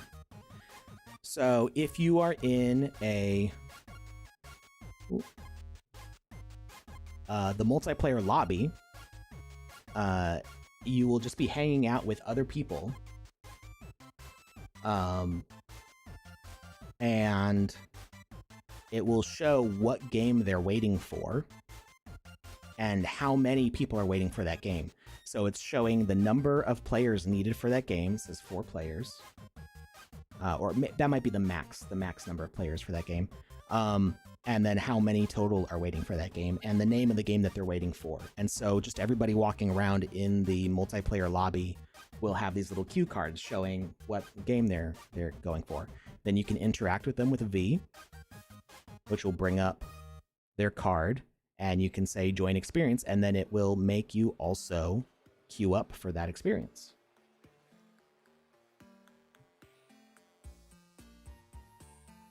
That's cool. Cyberdragon says the HUD is kind of worse, as you can't just add a new variable to display on the existing HUD as it used to work. Keep that in mind. You need to make a HUD for each setup now. I think because I didn't make that many complicated HUDs that required switching between multiple views, it doesn't feel worse to me. I'm sure probably Pickaxe Master is going to be the most affected by this because they had a bunch of different menus to scroll through, right? So that could probably be frustrating for them. I really like the new widget system. Because I wanted my heads-up display to be highly interactive and visible. Like, I wanted to be able to see the changing colors and all the animations and stuff. And I was more focused on that, and setting up all the is a variable less than or equal to or more than or equal to some range of numbers, change the color, all of that not needing to be rules now and just part of the widget system is, I think, a super upgrade. I think it depends on the kind of game you're making if you're gonna like the HUD update or not. For me, I like it. I know other people are gonna not like it. Like I said, probably specifically Pickaxe Master. because of the number of HUDs they'll have to duplicate. But also being able to like duplicate the HUDs and change like all the little settings in there. I think there's some positives in there. I'm sure we'll see other changes to the HUD in the future. Just important to be aware of what the update is. Are you placed in the same instance when you join a friend? I would hope so. I haven't been playing multiplayer in 0.12, so I haven't seen it in action. I imagine when you do that queuing up, it's going to put you in the same instance because it's starting a new game for both of those players. As far as joining a friend, I hope it goes to the same instance. That's the only thing that makes sense. But it might also depend on if that instance is full or not. So, as far as creators go, what does this mean? From the gameplay tab, you can go to the multiplayer settings menu and show how many players are needed for a match. You can set a minimum needed players before the game begins. Once the number of players joins, the match starts in 30 seconds. Once a game instance is full, a new instance will be created for another group of players. So you can see that we pick a range. You can also do fully custom. You can adjust how many players are needed before the match starts. It can be anywhere from 1 to 20, and maximum players can be anywhere from 2 to 20. And join in progress. If you want to allow joining in progress, set it to be on, and players will be able to join at any point. Set it to off, and once the match starts, after those 30 seconds are up, then no new players can join. That's important if you want to do like a race game. Some suggested, I made these up, but some suggested uses of these different game sizes. Large for 1 to 20 could be social hubs, MMOs, or battle royale. Medium from 4 to 8 could be races or team sports. Small from 2 to 4 could be duels or co-ops. And custom 1 to 20, 2 to 20 is exactly what you need it to be, because you said it. All right, are y'all ready? This is the most important one. Focus, people. Persistence and data management, aka saving your game, not as a creator, but as a player. So, major new system has been added for saving and managing player data across sessions. Encourage players to return to your game and continue their progress by saving their collected items and equipment. Variable values, checkpoint progress, and completed quests. Each of these 4 options can be toggled on in the new data storage menu in the gameplay tab. So you see we got the gameplay tab at the top, says scene, where you edit everything gameplay. That's where we had the multiplayer settings, game rules, HUD editor. Now we've got data storage. So the 4 options you see here are persistent equipment and consumables, persistent variables, progress checkpoints, and quest completion. At the moment, these features only work with multiplayer behaviors and components. Your experience must be saved at least once before these features can be tested in the Game Maker. Your experience only exists on the server and has an ID to store data once it's been saved the first time. So let me break down what that means, just a little more detail.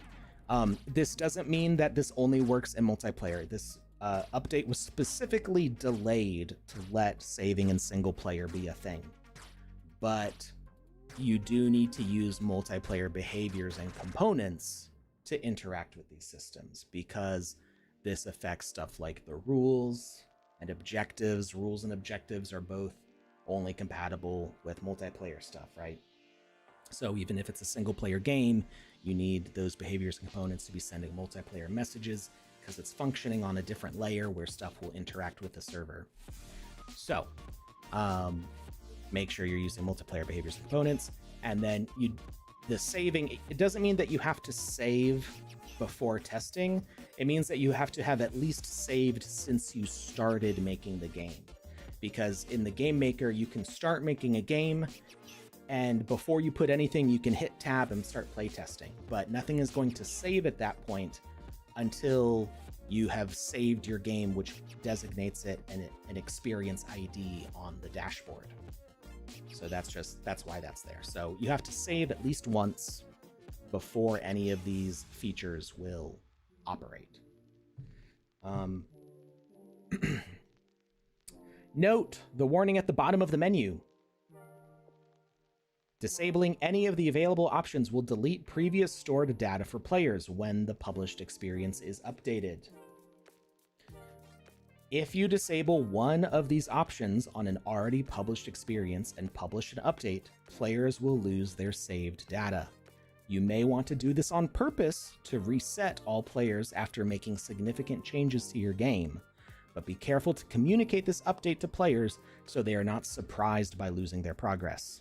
So if you've got a community on Discord or people following you on Twitter, just make an announcement. Hey,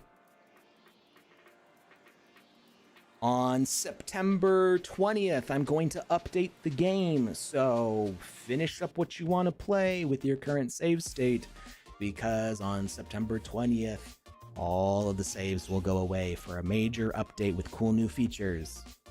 And then they can decide if they want to wait for the update and just not keep playing, or if they want to finish their current game and then play the update. That's just an important thing to communicate with your community.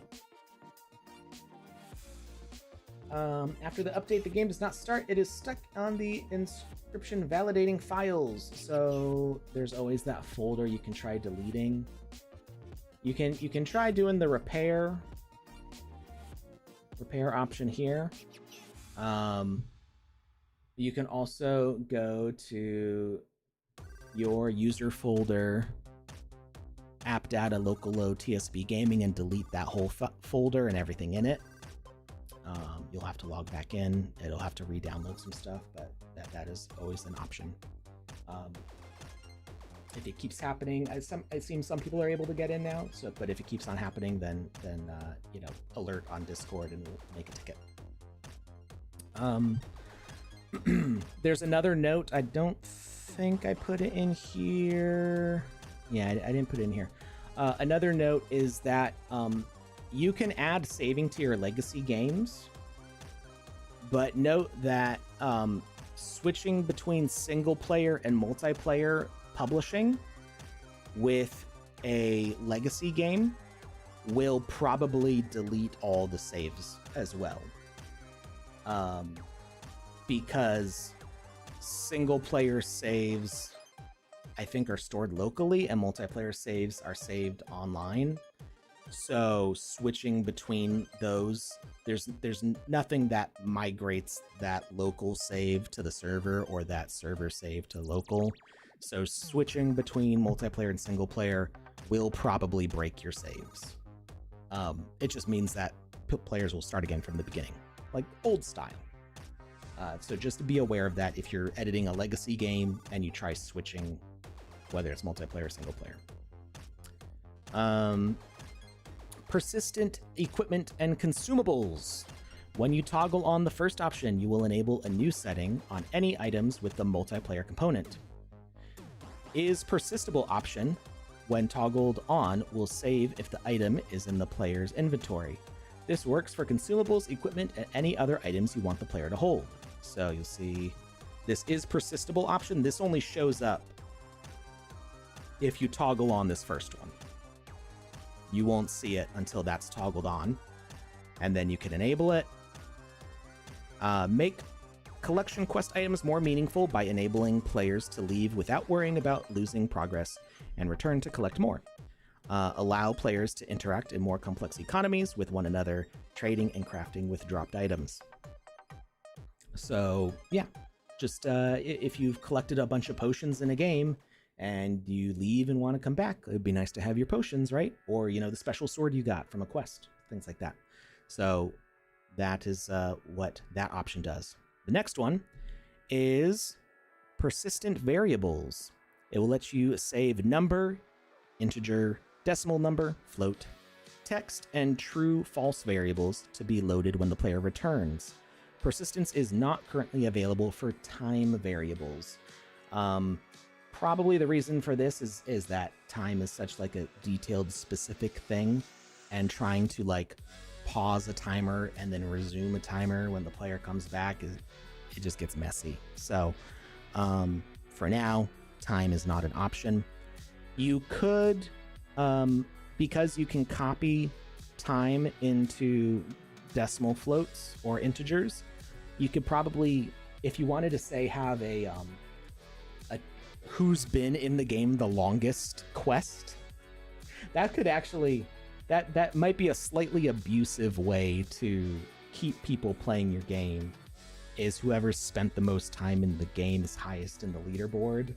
It's kind of stupid, but you could have their variable copy, their time variable be copied into an integer or float and then saved on exit, and then when they come back it resumes that time by copying the integer or float value into the time and then resuming the timer.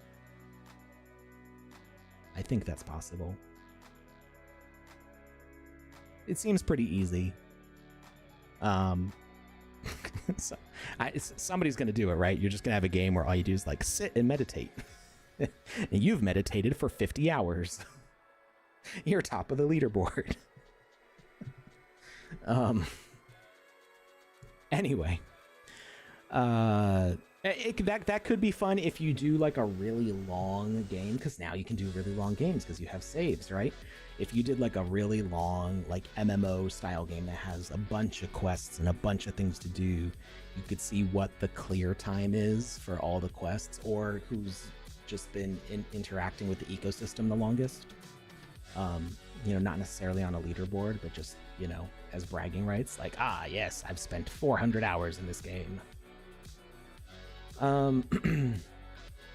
When creating a new variable or editing an existing one, you will now see a checkbox option for persistency, but only on player variables. Global and team variables are not saved. So that's important to note, that you can't save the collective as a global or team thing. So you can't have like all the players contributing to a pool of points that get saved when they all leave. So you could probably, I can think of maybe some ways to stuff that number into player variables, but it would get messy. Some great uses of this feature: retention, save players experience points for deep RPG leveling mechanics, retain unlocked skills, kill counts, points, and more. Narrative, make player decisions meaningful. Every choice can have a branching effect on future plays like faction alliances and karma. Economy, save currency and material quantities to create complex crafting and trading ecosystems. Use the new option to hide a collected item from the inventory and a collection message to count up the value of a material variable which can be sold in shops. So I see this being super useful for like that sort of MMO style game that was in the Alpha Season 5 Jam event. I can't remember what it was called. But when we had to like chop wood and mine rocks and fight the boss, like all of that could go into that. Even reinstalling didn't help. Okay, well I haven't checked since the relaunch, but you can see if anybody else is getting it to work at the moment. Progress checkpoints. The third data option is the simplest. Once toggled on, all checkpoints you set will automatically save. When a player leaves and returns to the game, they will spawn at the last checkpoint they activated. There is no option to exclude specific checkpoints from being saved, so keep this in mind while designing your levels to ensure players do not get stuck. That's important. You don't want to, we call it a soft lock, right? But when somebody, when they spawn in a certain area, but then like if you checkpoint them and then have a quest that opens a door, but then they reload the game and they're at the checkpoint and the door quest is already active, but the door isn't open anymore, and they have no way to start the quest again to open the door, then they're stuck, they're soft locked. So keep that in mind where you put your checkpoints and what you are locking the player out of accessing with those checkpoints. Quest completion, just like checkpoints, turning on the last data storage option means that all objectives are saved with no option to exclude specific objectives. However, because objectives can have different states, there are some more complicated situations to consider. When players return to a game, they will find their quests either inactive, unlocked, ready to be started, or complete. Refer to this chart to see how quest status might change when a player exits or experiences a crash. So all this stuff is saved live automatically. So if a player crashes, their most recent data should be still saved as long as the server was up to date. So if the quest is inactive and the player returns, it will still be inactive. But if they unlocked it, then the quest will still be unlocked. If they launched it and they come back, it will be unlocked, but the progress is not saved. They won't have started it. So they need to go back to that NPC and say, hey, start the quest, right? So unlocked is what gets you that the exclamation point. And then talking to the NPC will give you the objective markers, and then completing and having to turn in the quest will give you the question mark over the recipient. So unlocked is when you get the exclamation point. If you launch a quest, leave and come back, it will go back to exclamation point over the head. If you fail a quest and you leave and come back, it will go back to the unlocked state so you can start the quest again. And then completed, the quest is done. You've completed it. It's important with like persistency of objects to make sure that a player can go back and get the objects again. So if you have like, say, an enemy that you have to kill to complete a quest, and maybe say you have to kill 3 enemies to complete a quest. If you have persistency on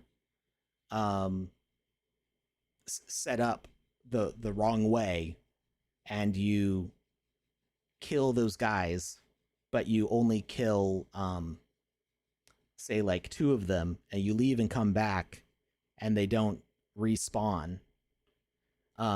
This is specifically important for multiplayer. Okay, I should rephrase this.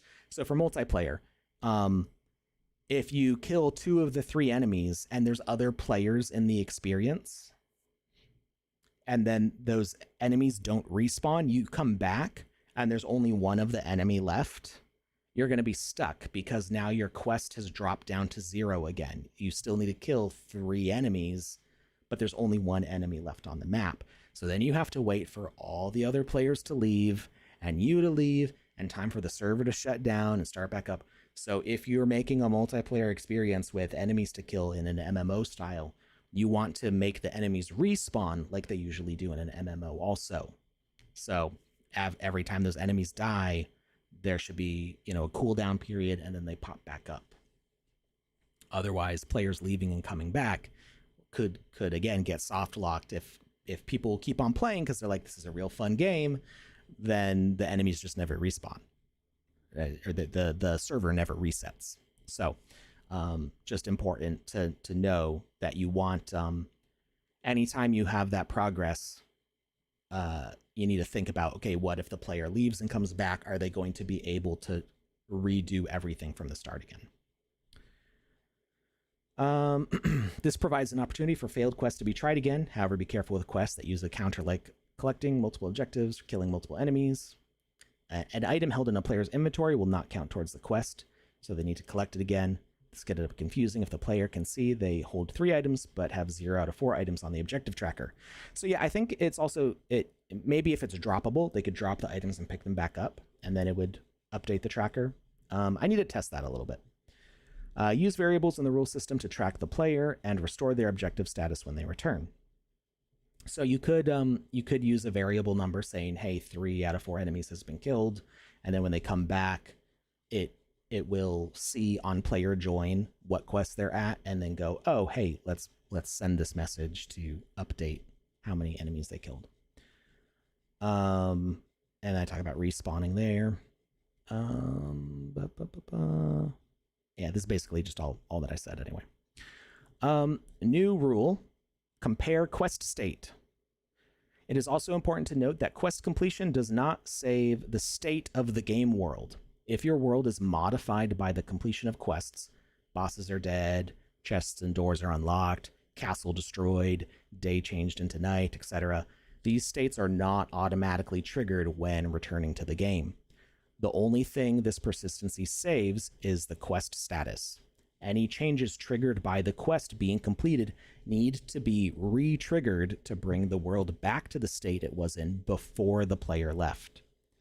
You could accidentally lock the player in a room. If they've triggered to open, they cannot restart the quest to open it. Note that for the players, they can reset their save, right? In the escape menu, there's an option to delete their save and they restart the game totally fresh.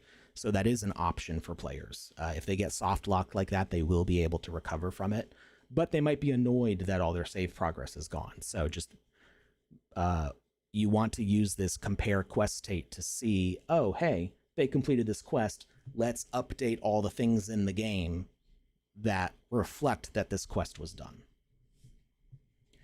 The new compare quest state rule can be used when a player joins to check the status of quests and update the game world to match the expected changes. Now the game can replay the same completion message and open the door as expected. So you want to activate that on player join, and then it will do this for all of your quests that you want to do it on, and see if the condition is equal to completed or whatever status that you had, and then send whatever your quest completion message was, and then it'll basically like rerun through all the quests. But players, the nice thing with this is that players won't see the quests pop up on screen. It's not going to be like quest 1 complete, quest 2 complete, quest 3 complete. It's just going to, the world will just go boop and like go back to the way it was. So one thing to note though, try to avoid back-to-back questing. This means do not have a quest enabled by the exiting message of another quest. This can cause problems when you check that quest is done and it sends its complete message, which could try to trigger an already completed quest. So ideally, you're not having quest 1 complete message starting quest 2 and quest 2 complete message starting quest 3. It's tempting to do that, but that linking of logic together when we start reloading in the quest states can just make things a little messy. So try to make it a little more intentional, like you can unlock the quest, but then the player should actually go and talk to somebody else or walk to another area to actually trigger the next quest starting. Game client update for players. Besides all the amazing features above that will improve the gaming experience for your players, there are updates to the game client user experience. There's UI UX improvements. New 3D transitions make the game client menus more immersive. The NFT gallery lets you view assets in 3D with animations. Brand new quests menu lets you easily view active and completed objectives. And the map has been upgraded to show all launched games so you can find more to play. There's a video.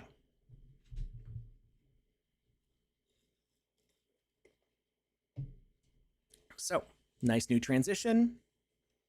Oh, the video stopped. There we go. Now you can rotate them, see them animated.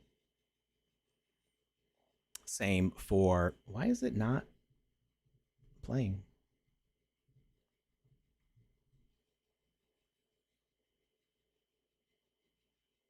You can't be buffering. You already played this part. What is going on? It's just giving up. It's just like, no, I don't want to do it. So you can do it with equipment, characters, and props in the experience. Quests. This one's cool. You can see your current objectives and completed ones. And you can see your progress on them. So it's a nice interface that just shows all of your quest info. map. So now we've got a nice big full screen map that we can navigate around and travel to the different experiences.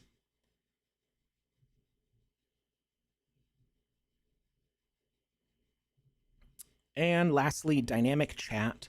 In single-player experiences and social hubs, players will see the Metaverse chat, which connects you to every player in the sandbox. If you want to chat with only the other players in your current experience, you can manually switch to the local chat. When you join a multiplayer game, you will automatically switch to local chat, so you see the chat only relevant to your current game, allowing you to strategize with fellow players or taunt opponents. So that's kind of similar to the way it worked before, although it looks like the speech bubbles above the heads are active in both Metaverse chat and local chat.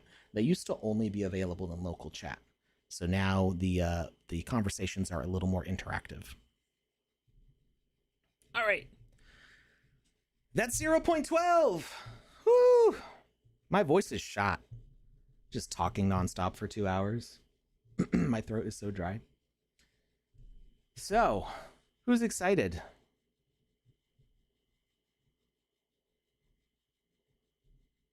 Who has lots of ideas on how to use this?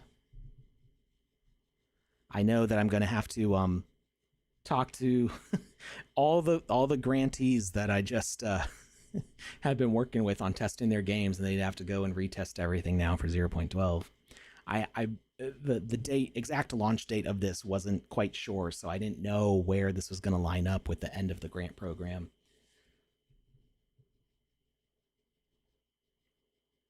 Can the 3D view be turned off? I suspect it'll have even more lag. I don't think there's an option to disable it. I didn't notice it being particularly laggy in those menu transitions.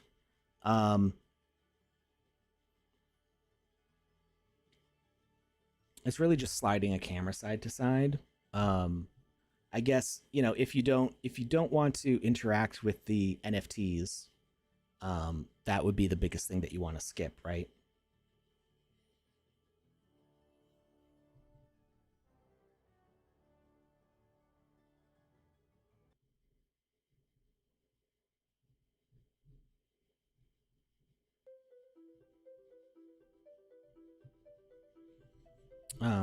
Let's see.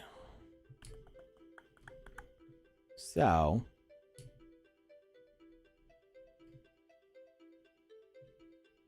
we'll just show like where the things are real quickly. So we took a look, we saw the library, we saw that we've got all these different ability gears. It looks like this one hasn't been updated yet to show the new ones. Unless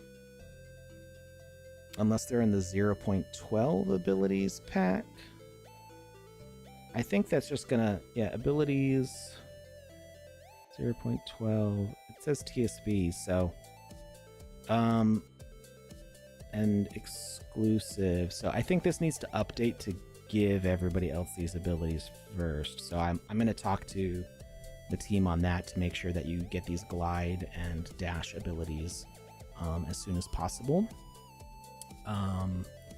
Gameplay, you got our start screen stuff as before. We got the new multiplayer settings. Oh wait, this is new. This wasn't here when I made the changelog. Did it mention the camera shake feature? Is that a feature or is that just the way it looks? Because there's no option for it, is there? I specifically removed it from my changelog because it didn't make sense to add it in there.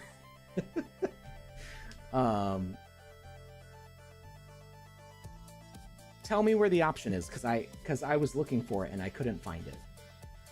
It's a yellow message. Is it under...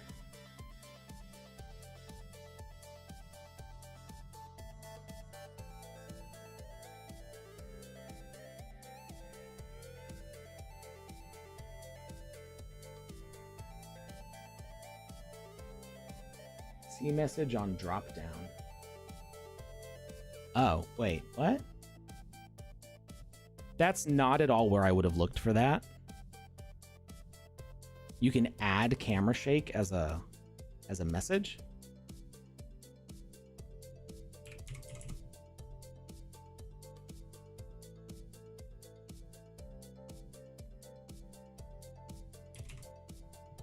Camera shake start, camera shake end. What? Okay. So, Cyberdragon, I'll talk to you a little bit later about why I couldn't find this.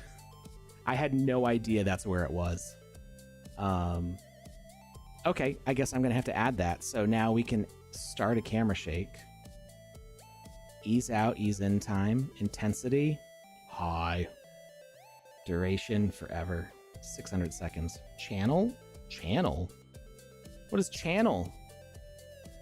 Camera shake channel affected by this message. What does that mean?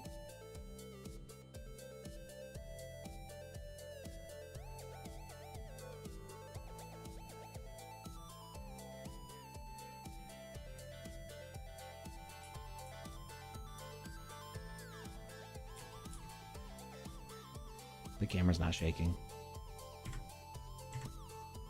I also can't exit.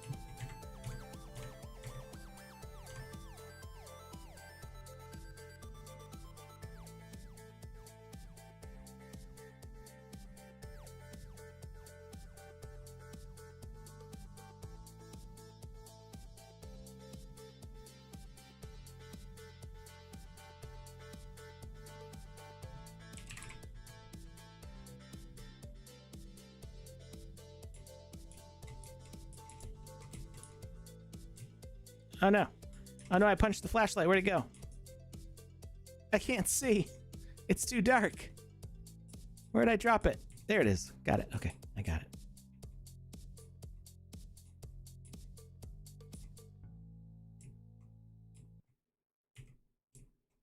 Wait, did that just make the...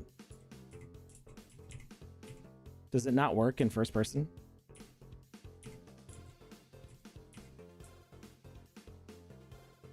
I don't understand what happened there.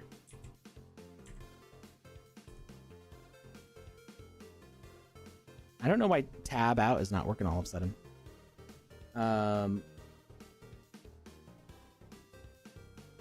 Maybe it needs avatar to trigger it. Well, I was trying to interact with it. Okay, let's make it not so dark in here.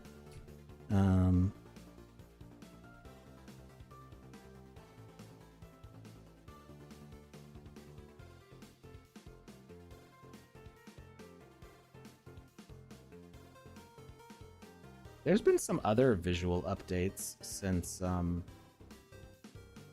yesterday. Let's take out the weather. And now it's nice and bright.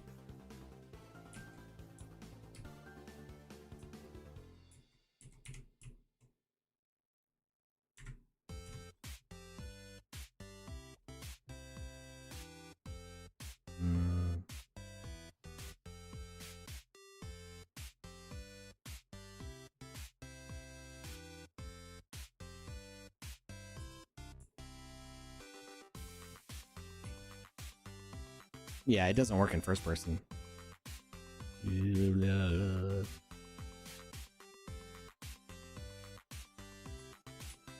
Okay. So I thought that update, when I read that, I thought it was just referring to like a little bit of extra camera shake when you like fall from a high height.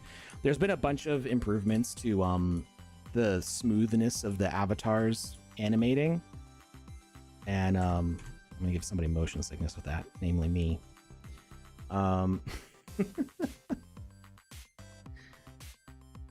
So okay, I guess I'll have to add that. Let's see. Anything else I missed? You got those.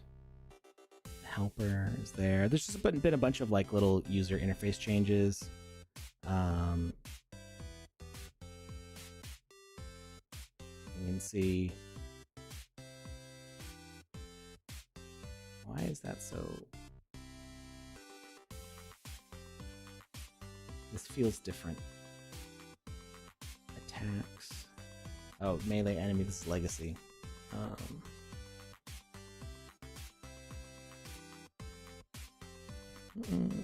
Duplication, preset, replace, display.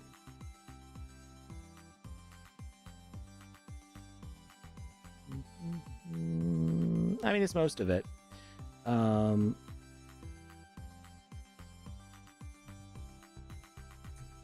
And I really like that now we can see how far we're digging.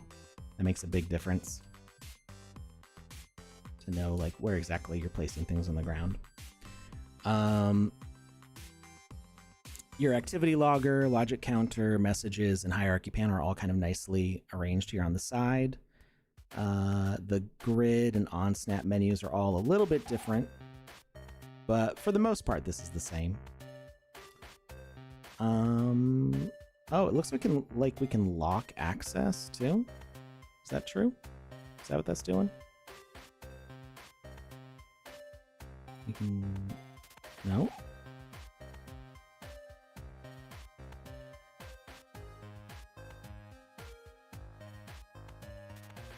Oh, I think we can snap to... Okay, you can snap to only 1 or 2 axes at a time. So if you want to line everything up neatly on a line, you can do that, but then have it snap the other way. So you can make sure that these are all evenly spaced front to back, but then they can be loosely changed in between. That's pretty cool. I don't think that was there before. Yeah. So that's pretty much it. I'm sure I missed something else. I'm sure we'll find it along the way. I am past the time that I was supposed to finish by 45 minutes, but we had a lot to cover, so that's that. Let's see if there's somebody that we can raid and have fun with the new version. Romario Raven, I hope you get it working for you. Who else was it? Was it Ardox? Or no, who else was trying to get it to work? Oh, Chitin. Yeah, I hope best of luck getting it to work. You know, shout out on the Discord if you're still having issues and we can try to troubleshoot it for you. But yeah, I'm excited. This is a huge update. And it's not slowing down. Cool stuff coming for 0.13 also. Let's see. Who can we raid?